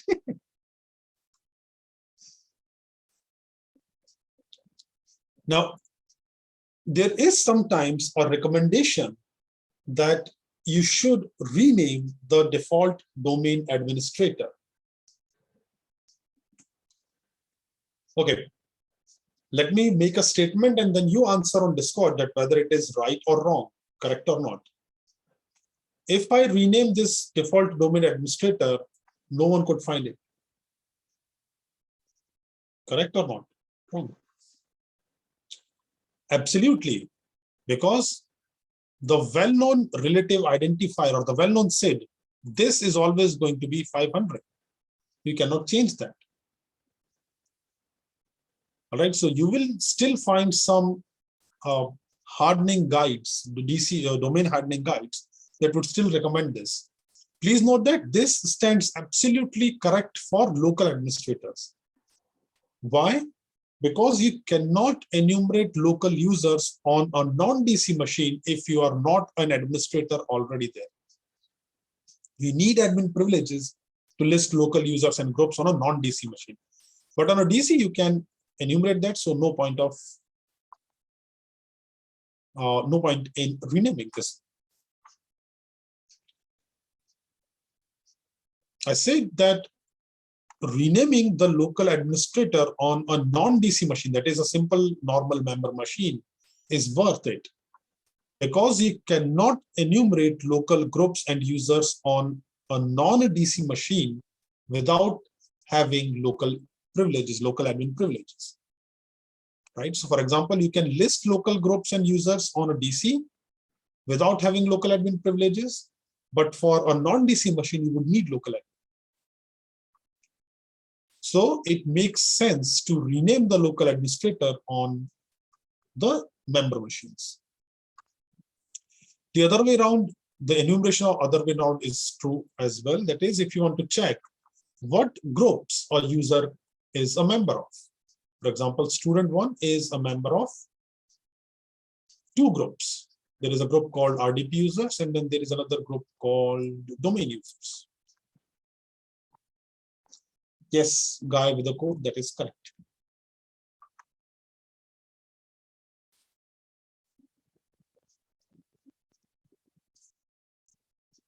This is what I was talking about. If you want to list all the local groups on a machine, you can do that.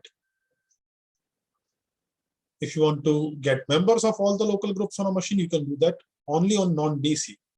Otherwise, you need administrator privileges. For example, if you want to list who all are the members of the administrators group on the domain controller, you can run this command, get net local group member against the DC.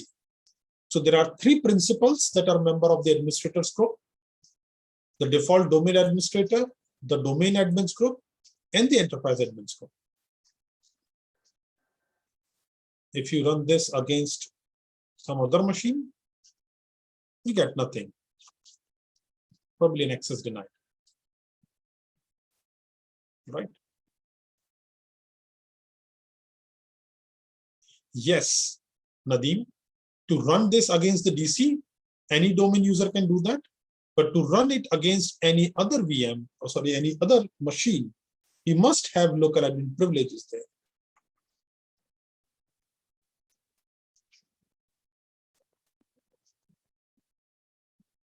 All right. And then there are some more enumeration things that you can do. Get actively logged on users on a computer needs local admin rights. Locally logged on users on a computer needs remote registry that is started by default on server OS that you can run against the DC. And get the last logged on user on a computer needs admin rights and remote registry, both of them. Finally, we can, although a bit dated, not dated, I would say not as fruitful as they used to be. You can find shares using invoke share finder. You can find files in shares using invoke file finder and get all file servers of the domain. So these, why are we listing file servers separately? Because a lot of users access file servers. It may be possible to trick a user in opening a file or simply get interesting information from a file server.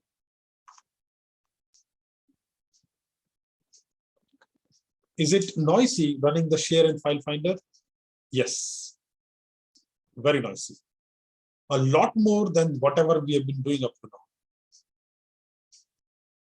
So I'll touch this later on when we run the commands to find local admin access on other machines. This is very noisy. That is correct. So a very quick learning objective. Once again, no need for you to do that. I will do that for you.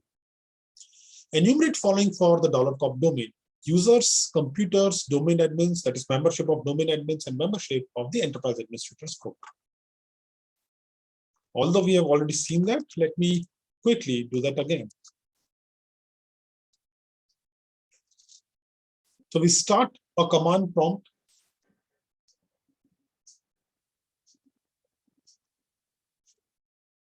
A question is, sorry, I just read the question. A question is, are we going to cover enumeration of resultant membership from nested groups? This, I think I forgot to highlight that. Ceph, this actually does that. See that recurse parameter? That would actually show you the resultant membership from nested groups.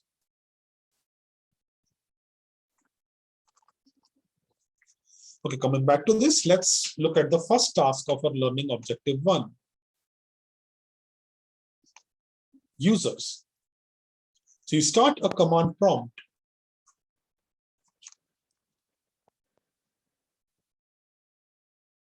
Right, and start in shell so that the tools that we run are not detected, especially the enhanced logging does not catch them. Let's load PowerView using source dot sourcing dot space in the path. Let's load it. Let's list all the users by their SAM account name. All right. Second task is to list all the computers. Let's list them using their DNS hostname. These all are the computers. The third task is to list the membership, excuse me, to list the membership of the domain admins group. two domain administrators, SVC admin and the default domain administrator. Membership of the enterprise admins group. Recall that enterprise admins group is present only in the forest group. So let's query that. And there is just one domain administrator. Sorry, there is just one enterprise administrator. That is the built-in one, the built-in domain admin for bunnycop.com.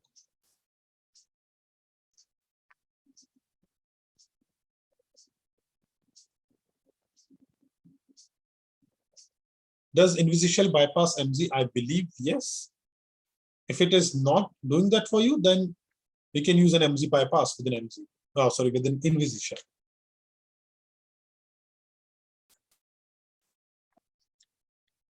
Now, a quick look at domain enumeration using GPO. It's a group policy. Those of you who are from the sysadmin background would know the importance. The group policy is the de facto management solution or managing method when it comes to Active Directory. It allows configuration of security settings, registry-based settings, logon scripts, etc. from a centralized place, that is DC.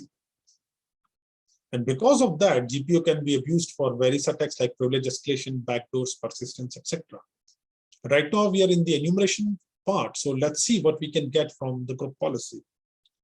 Now, unfortunately, what we can extract only is what are the group policies, that is list of group policies and where do they apply. What we would not be able to enumerate is the resultant set of policies, that is what exact settings are applied on a remote machine using group policy. That is something that we cannot enumerate. So what we could get is a list of group policies. Let me list them based on display names.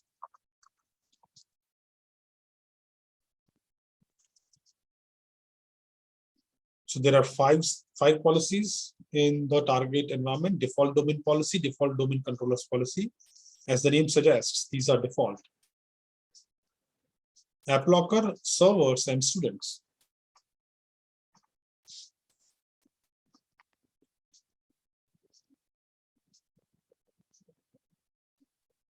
Right. We can also use that's not configured in the, we are not using that in the lab, but we can also list restricted groups using get domain GPO local group.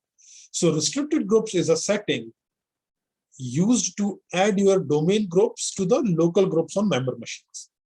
So a lot of time that gives you a very interesting path. Let's say a user is added, a domain group is added to the local administrators group using restricted group setting. You can enumerate that using this command, and that gives you an attack path. That is, if you get membership of the target domain group, you will get local admin privileges on the target machines.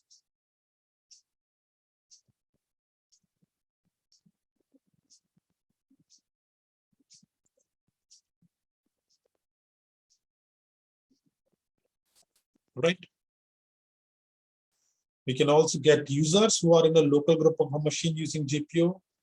We can get machines that are where the given user is member of a specific group.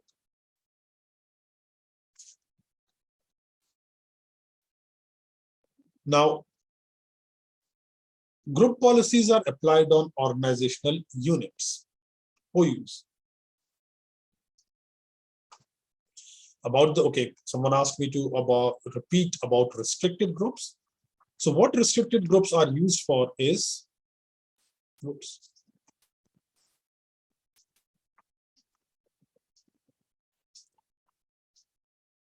A domain group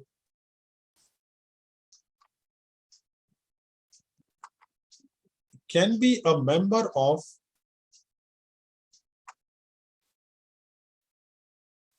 local group.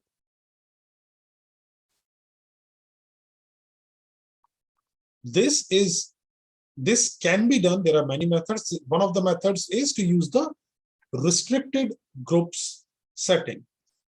Now, this command shows you the groups that are added to a local group using the restricted group setting. Now, let's say this local group is the local administrators group.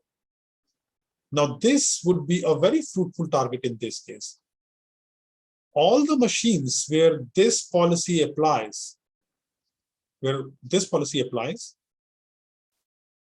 you would have local admin privileges on that machine if you compromise any user in this group. That is why this is fruitful to enumerate it.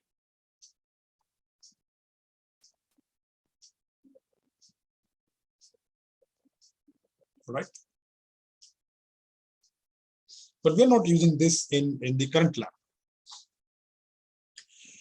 Now, where does the group policies apply? Group policies apply on organizational units or OUs. We can run get domain OU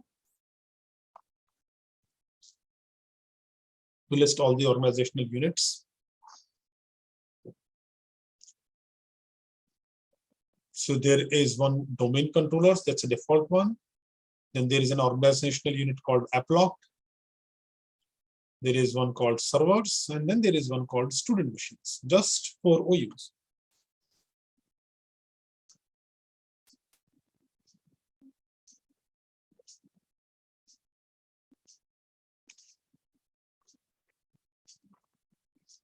All right.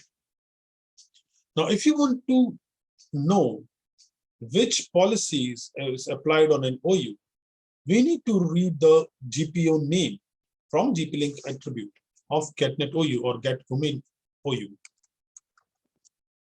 So here, let's say you want to check which group policy applies on the student machines OU. This is the group policy.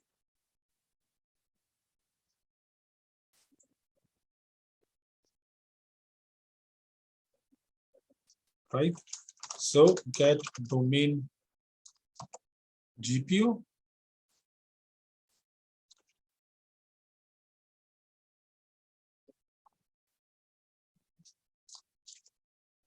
And if I pass the identity, pass this in the identity parameter.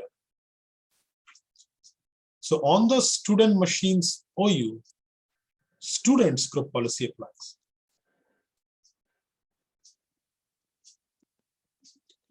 Now, unfortunately, we cannot know what are the settings. Not possible to get the resultant set of policy for a remote machine. Right? On the current machine, you can run rsop.msc to get the resultant set of policies, but not for a remote machine. If you want to visualize,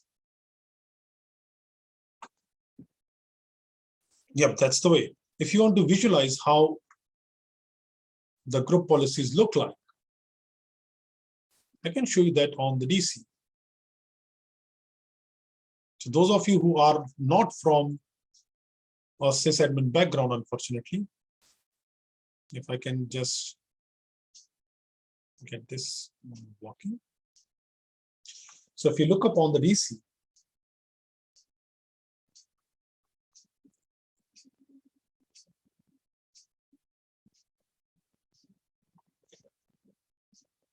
this is what OUs look like. For example, there is an OU called student machines. There is an OU called servers. There is an OU called applock. So think of OUs as categorizations for easy administration, folders or containers for easy administration. All right.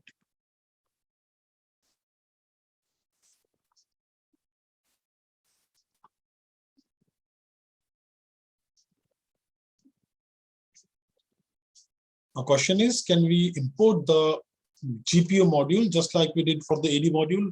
No. In my experiments, it was not possible.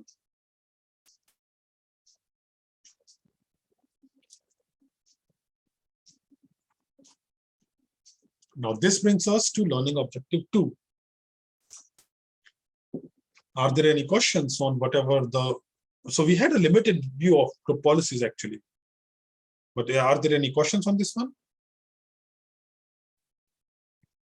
Okay, a question is, why are the student machines and domain controllers OUs separate from the computer's container? Specifically for the domain controllers eraser, because domain controllers have a separate set of policies that apply on them. So it is better to have them in a separate container. For student machines, I created one so that I can once again push a separate set of policies on them. That's the reason, for easy administration, basically.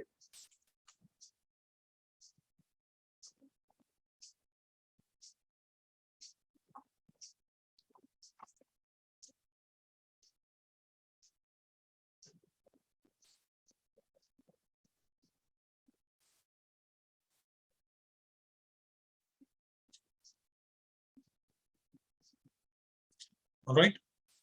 Now let's take a look at our learning objective 2. Enumerate following from the $COP domain.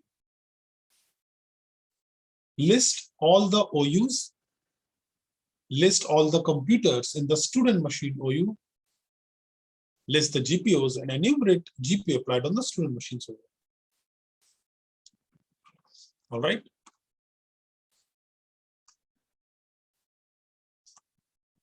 So let's go for the first one. List all the OUs. As we saw earlier as well, we can use get domain OU. Let's list them based only on name. Of course, it is a lab environment, just 4 OUs. All right. The second is list all the computers in the student machine OU. This needs a bit of PowerShell food. So let me first run the command and show you the results, and then I'll explain that to you. List all the computers in the student machine OU. These are the computer objects in the student machine OU.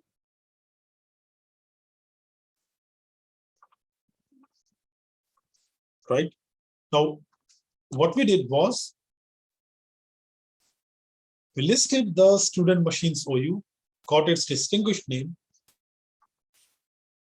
Now, for the result from the left side of the pipeline, this stands for each object. This percentage is a shorthand for an alias for each object. Get the list of domain computers, but search only for the current object. That is, search only at this path. Search only in the student machines OU. That is what the search base denotes. So we got all the computers that are under this OU.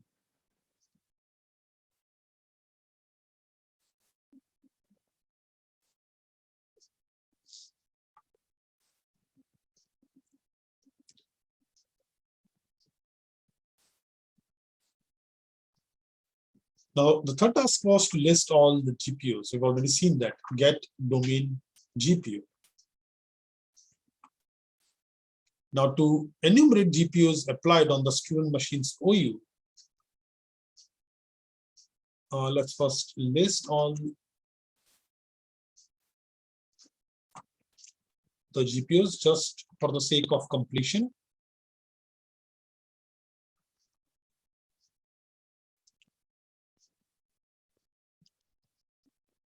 So this lists all the OUs.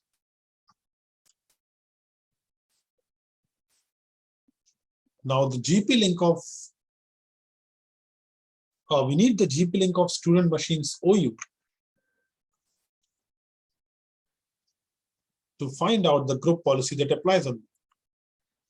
Right, we copied the name. And now if I run go get domain GPU, this gives me that the student's policy is applied on the student machines OU.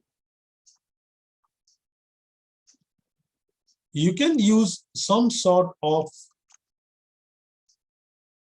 one-liner. Please note that this is very, very, very length-based, very crude, but you can use this to simply get the group policy, name of the group policy applied on the student machines OU. Once again, just a POC based very much on length.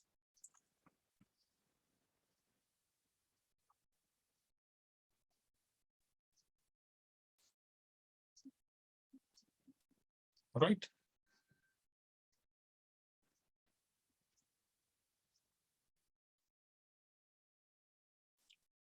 So this concludes our learning objective 2. Let's move on to ACLs now. Now, ACLs are central to the access control model of Active Directory. Think of it this way. So whenever an object or a thread wants to access an object,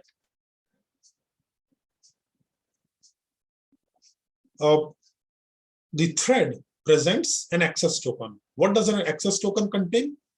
It contains security context of that process, that is identity and privileges of the user. Now the target object has a security descriptor that contains the identifier of the owner and two lists, discretionary access control list and system access control list, DACL and SSCL, tackle and SACL. Now think of it this way. Let's say you check into a hotel and they give you an access card. Now that access card contains probably your identity, let's say your name, and the privileges. What are your privileges? To access the designated room and probably what executive lounge or the breakfast area, etc., or the elevator. That is what your privileges are. Now, when you present that access card to, let's say, your room, then the room or the identification system on the door of that room contains a list of the users who are allowed to access. For example, holder of that key card can access that, housekeeping can access that, law enforcement can access that, manager can access it, and so on. So a very layman example of ACL. You have a token or a card that you present to the resource, and the resource has a list to match if your identity is allowed to access the resource or not. As simple as that. That is, you can access a resource like your own room, but you cannot access someone else's room, hopefully. All right. Now, DACL and SACL are two different lists. DACL contains the permissions that a trustee, that is a principal, has on an object, and SACL is for logging success or failure. A quick example could be this. Let's say there are two threads, A and B, that want to access an object. The access token of thread A contains identity of a user called Andrew and the three groups that the user Andrew is a member of. So this thread presents the access token to the target object. A match is made to the DACL. It is a list. Please keep this in mind. That is, there are multiple entries and it is a list of entries. So there is first ACE that has an explicit access denied for Andrew. The user or the thread would immediately get an access denied. Deny takes precedence. Please keep that in mind. Now let's take a look at thread B, as the access token has identity of Jane and group A.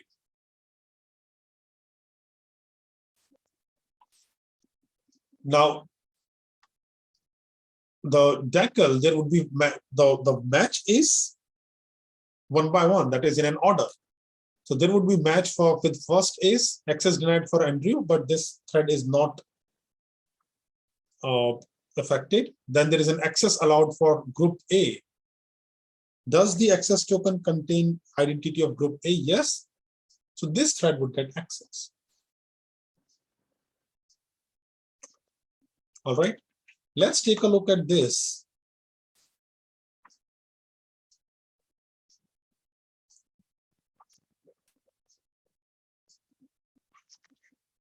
On the GUI as well.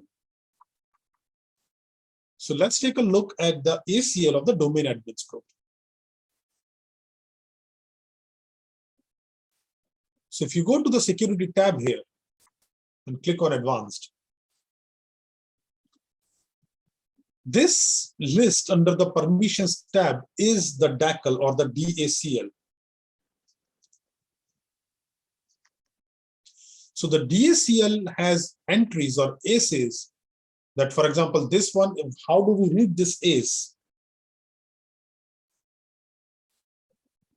This is an allow ace that system has full control over the domain admins group. That's what this DACL is. And the SACL, and I'm answering your question as well, Rukaro. SACL lists auditing. That is, what is the action that would be logged? So for example, if you want to, let's say, log when everyone, even if everyone enumerates, that is, reads the domain admin group, and you want a 4624 log for that. No, sorry, a 4662 log for that. Then you turn this on. SACL controls logging. That is, if a particular action on that object will be logged or not. That is what SACL contains. DACL contains governs access. All right. We can, of course, list ACLs from the command line using Power View. We can run this, that is based on SAM account name or search base. We can also use the built-in get ACL PowerShell commandlet for that. However, you must import the AD module first, and then you can list ACLs using that too. Right? For example, if I run this,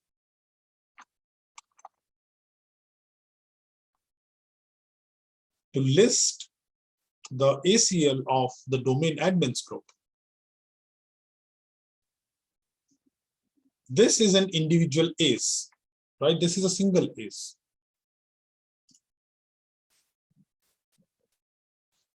And all of these aces together make the list, the DACL, the discretionary access control. Now, how do we read this ace? Object DN. Object DN is the field that contains name of the object for which we are reading this ace. So this is how we read this on domain admins.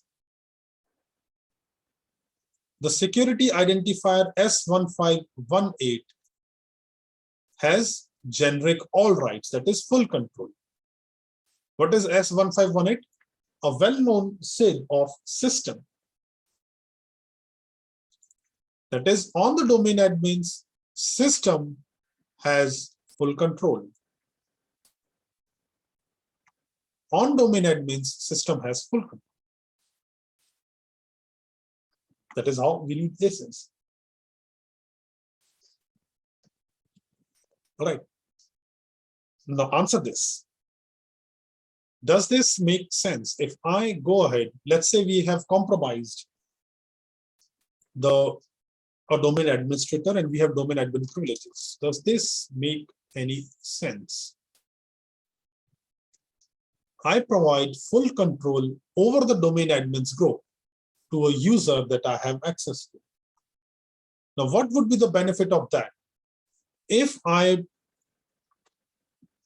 provide full control, if I get full control over the domain admins group, I will still not be a member of the domain admins group, but I can add or remove members at will. I can reset passwords of the domain administrators. That is, I do not show up if someone audit the membership list, but I would still have the full control. All right. So is this a viable method? Can I use this?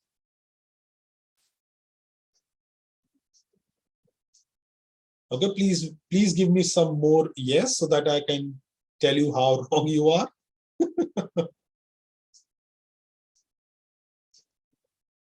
Yes, Tobbs, you are right. So please some more yes. Thanks. So this is, in theory, a viable method. However, as Tobbs answered, there is a sanitation mechanism. I would not call it a protection mechanism, a sanitation mechanism in AD called admin security descriptor holder that would remove this. But that is something that we save for discussion later. Right now, to understand the importance of ACLs, let's assume that, okay, this is a valid way. So this is how important ACLs are. Have you ever wondered why domain admins are domain admins? I mean, what gives them power? It is the ACLs that give domain admins the power.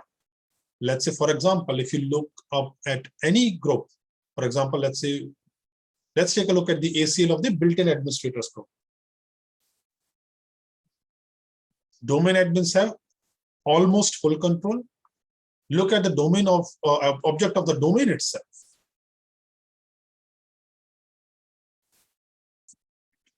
The domain admins have almost full control. That is what makes domain admins, right? All powerful. Now, you would easily find 10, 20,000 ACEs, not ACLs, ACEs, even in a small enterprise environment. So how do you find out interesting ones? Using tools like Bloodhound, or, I mean, because we have not discussed Bloodhound yet. You can use find interesting domain ACL. So what does this command do? Once again, this is from PowerView. What find interesting domain ACL does is it requests all the ACs from the DC and lists the one where the Active Directory rights are modify or generic all, that is non-read rights, rights where someone can do something. For example, let me stop this. For example, if you see here, there are many users that we have created in the domain for some hands-on. For example, if you read this, on support 458 user, the RDP users group has generic all, full control. And that is why it was interesting for the find interesting domain ACL.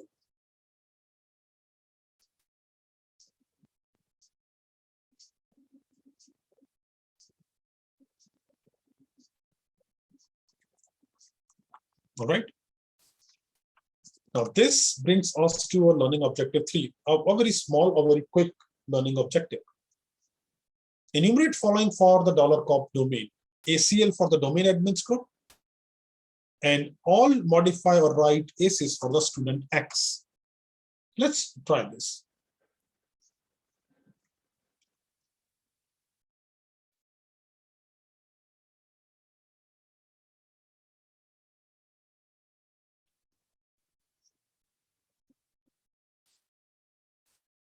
Let me come back to your answer in a moment. Speed. So we've already seen how we can list ACLs of the domain admins group. I'm not going to run this right now. Now this, the second task where we want to list all the interesting ACLs for student X. If I run this command, it won't show any output. So what are we doing here? From the result of find interesting domain ACL, we are filtering out using where object all the entries where identity reference name matches student 1.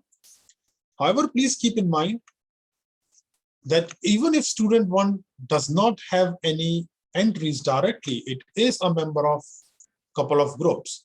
So you may like to also check if any of those groups have interesting permissions. So as we saw earlier, yes, student X is a member of RDP users group. What is student X? The student user that we are using. If you are student 458, then student X, read student X as student 458.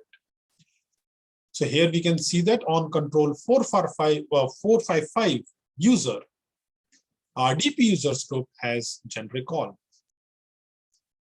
For enumeration like this, Bloodhound is the better option because you would not need to run this again and again. In that case, Bloodhound will show that to you, and that would be very easy to visualize. All right, now our question was, can we create an anonymous user, or can we only modify ACL? I think by anonymous you meant so that everyone can do that, not a specific user.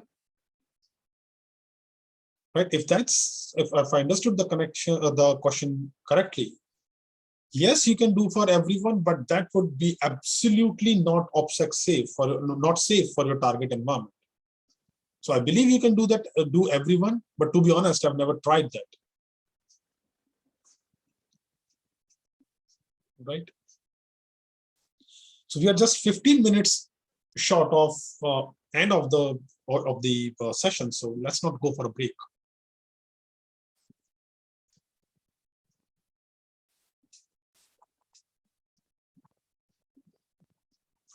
All right. Now let's go for enumeration of trusts.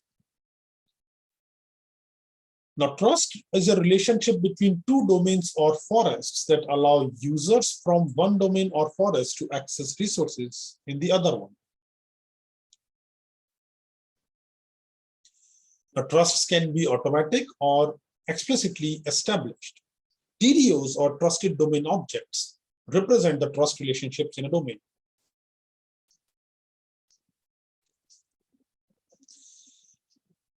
So, properties of trusts. Trust direction. So a trust could be either one way, that is unidirectional, where users in the trusted domain can access resources in the trusting domain, but the other way around is not true. In a bidirectional or two-way trust, users from both the domains can access resources in the other domain. So why is it important to understand? If you understand this, let's say if there is a trust relationship like this, you will like to access or compromise users in the trusting domain so that you can access resources on the other way around.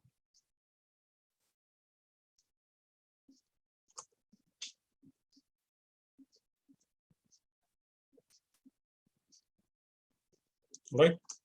Now, more trust properties, transitivity.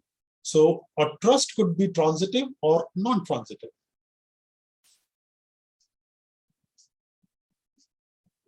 The session is 2.5 hours, just to clear out any confusion. Right? It is the Azure one that is 3.5 hours, not this one. So what is trust transitivity? You can understand that very easily, like we have read transitivity in algebra. If what is transitivity in algebra? If A is equals to B and B is equals to C, that means A is equals to C as well. That is what transitivity in case of trusts as well. If there is a bidirectional trust relationship between domain A and B, and there is a bidirectional trust relationship between domain B and C, then it is a bidirectional trust relationship between domain A and C as well. This is the default intra-forest trust relationships for tree root and parent-child. Any tree root or parent-child trust relationship is always bidirectional transitive. What is an example of a non-transitive trust? Of course, that cannot be extended to other domains in the forest. Or what is this one? This is the default trust between two domains in different forests, in case of an external trust. What are types of trusts? There are some default or automatic trust like parent-child. For example, in our target environment, there is a parent-child trust relationship between MoneyCorp and our current domain, $corp.moneycorp. And similarly, between $corp and US.$corp. And then there is a tree root trust as well. Parent-child is something like this. Tree root is when a tree is added to the root of a forest tree, to a forest tree. Now, why is this important to understand? Why are we discussing transitivity? Let's say these are A, B, and C, and Y and Z. Tree 2 is a different tree, not a different forest. Now, why is understanding trusts important for us? Let's say if here domain B is compromised. This is a single forest, please keep this in mind. If domain B is compromised, thanks to this trust relationship, an attacker can jump from here to here, then from A to Y, and then from Y to Z. And it would be working as intended. There is nothing that you can do to stop that.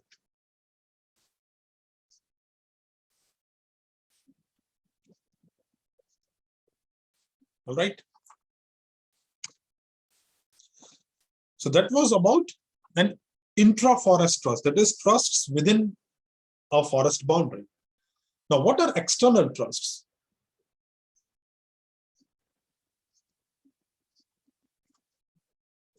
External trusts are trusts between two different forests, but not between the forest roots. So this, if there was a trust like this, that would be called forest trust, not the external trust. Any trust between domains in two different forests where at least one of the domain is not forest root is called external trust. Like this one. This trust is an external trust. An external trust, of course, needs to be explicitly created. It is not created automatically. Could be one way or two way.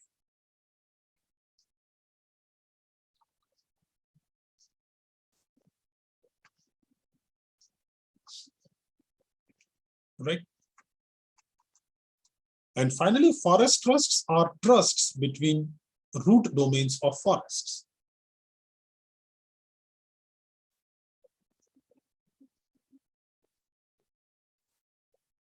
Right? Forest trusts cannot be extended to a third forest. That is, if there is a trust relationship between forest 1 and forest 2, and forest 2 and forest 3, that does not mean that forest 1 and forest 3 would have a trust relationship as well. However, you can make them transitive within the domains of the forest. What does that mean? That means it is possible to set up a forest root like this, that a user in this domain can access resources in this domain. Now, why are we discussing all of these trusts? Mapping trusts gives us a very good idea of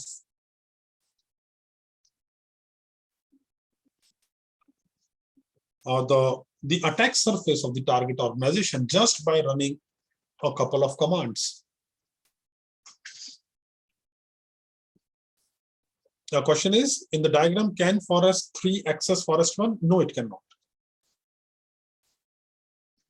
You have to explicitly set up another trust. By default, it won't be there.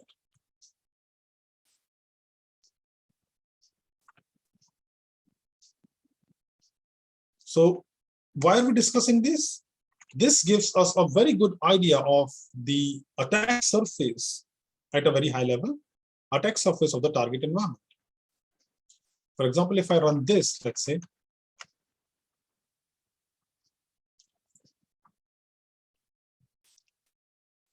if I run get domain trust, what do we have here?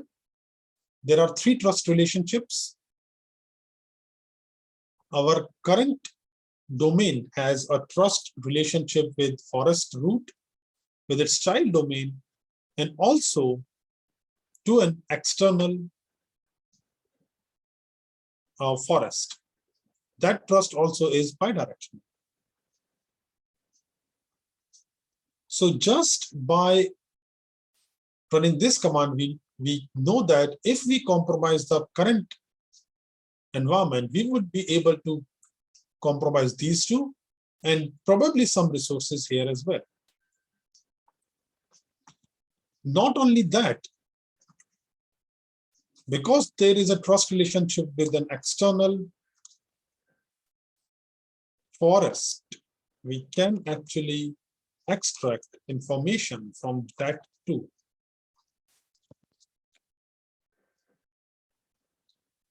All the enumeration commands that we have seen up to now would work against Eurocop.local as well, thanks to the trust relationship.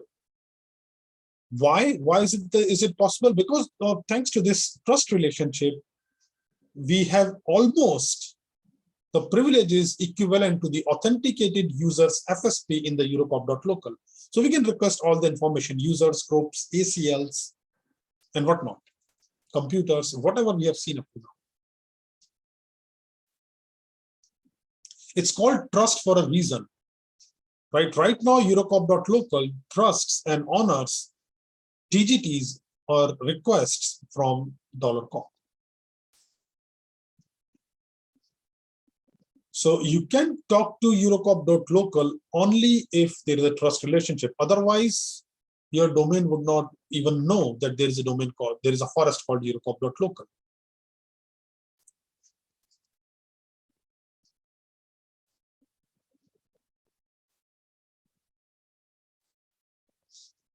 All right, so we can list all the domains trusts for the current domain.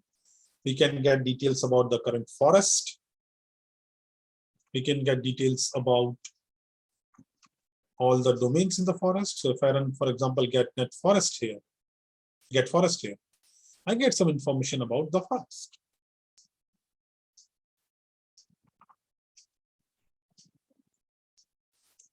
We can list for the global catalog for forests, and we can also map trusts for the forest.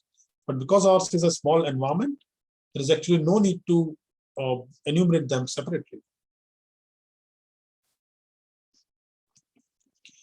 The question is, what is the difference between trust relationship between $COP and MoneyCorp and $COP and Eurocop?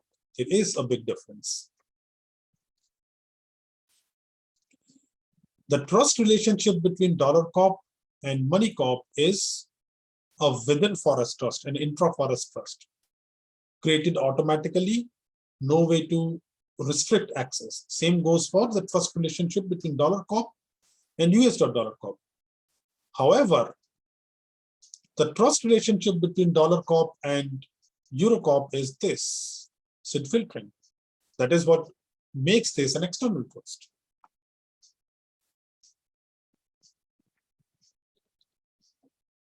All right, and this brings us to our learning objective 4. Enumerate all domains in the MoneyCorp.local forest, map the trusts of the $COP.MoneyCorp.local domain, map external trusts in MoneyCorp.local, and identify external trusts of $COP. Can you enumerate trusts for a trusting forest? Let's try this.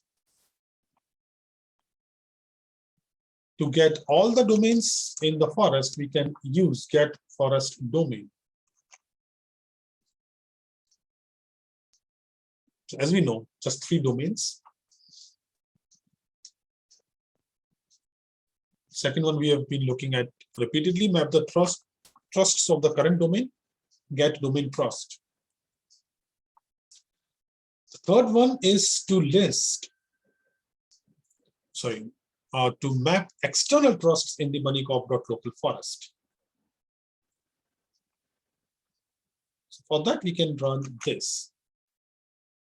So what are we doing? We list all the domains in the current forest, and for each of them, we list the trust relationship. And for each of the trust relationship, we list only the one that has filter SIDS property. That is only the external trust, not even the forest trust. So for all of the domains in our current forest, there is just one external trust that is between $COP and Eurocop.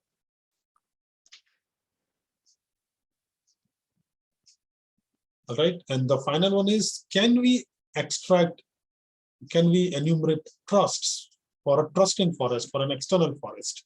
Yes, if you try the same command or the similar command against Eurocop.local, you would see that Eurocop.local has a trust relation, has 2 trust relationships. One external trust relationship with $COP, one internal within forest trust relationship with EU.Eurocop. Right?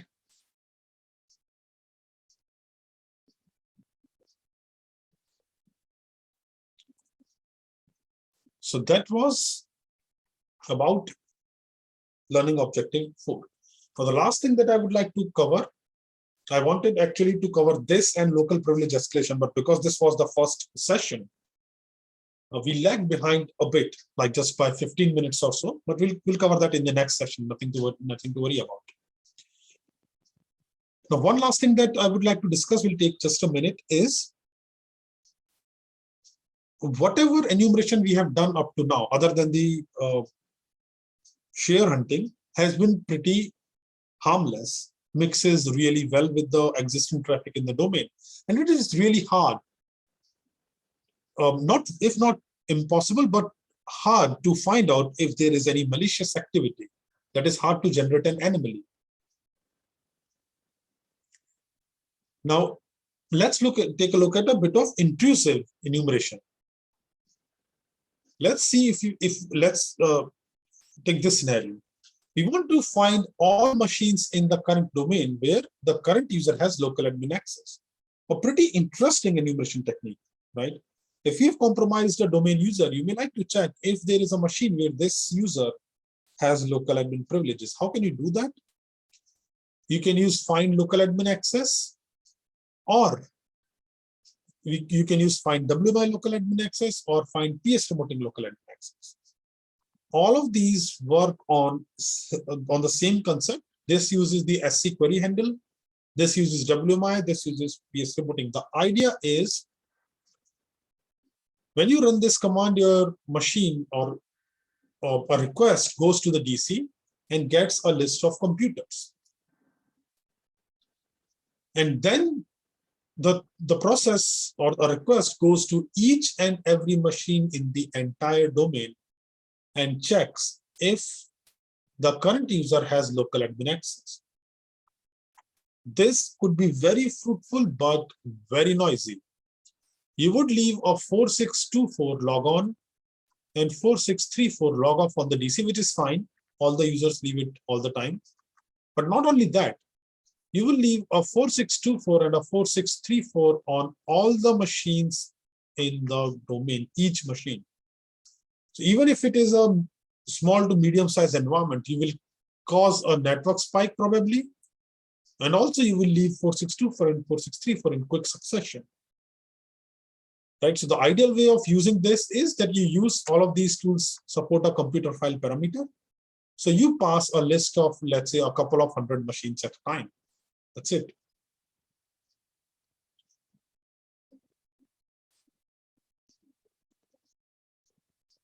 All right. So that is how you can hunt for local admin privileges. That is, if your current user has local admin privileges.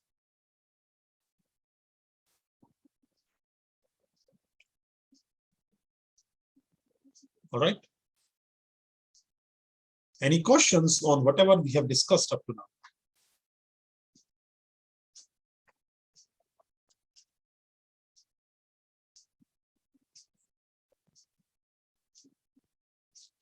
A question is there a way to find effective permissions for a security principal? I don't think, I'm not aware of anything in PowerView for that, Saif, but Bloodhound is pretty useful for that. And you can also use take a look at ADACL scan. That would also not show you the effective permissions. Bloodhound is your best bet for that.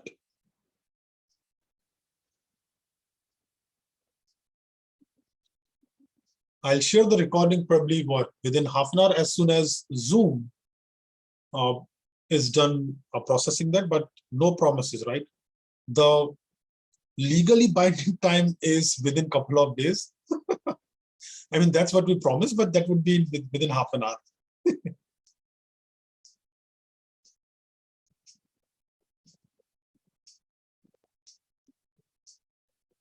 All right, any questions?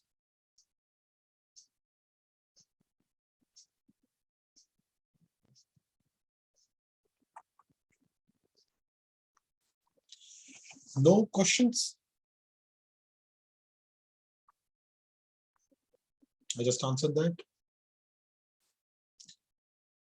Okay, so because there are no more questions, I'll say you goodbye till the next session. And of course, please As I said, please feel free to try stuff in the lab, ask questions. Remember, there are no stupid questions. There are some lazy questions. So yeah, but we answer lazy questions as well. So you can reach out to the lab team. You can ask on Discord as well. I stay pretty active on Discord. And see you in the next session and see you on Discord.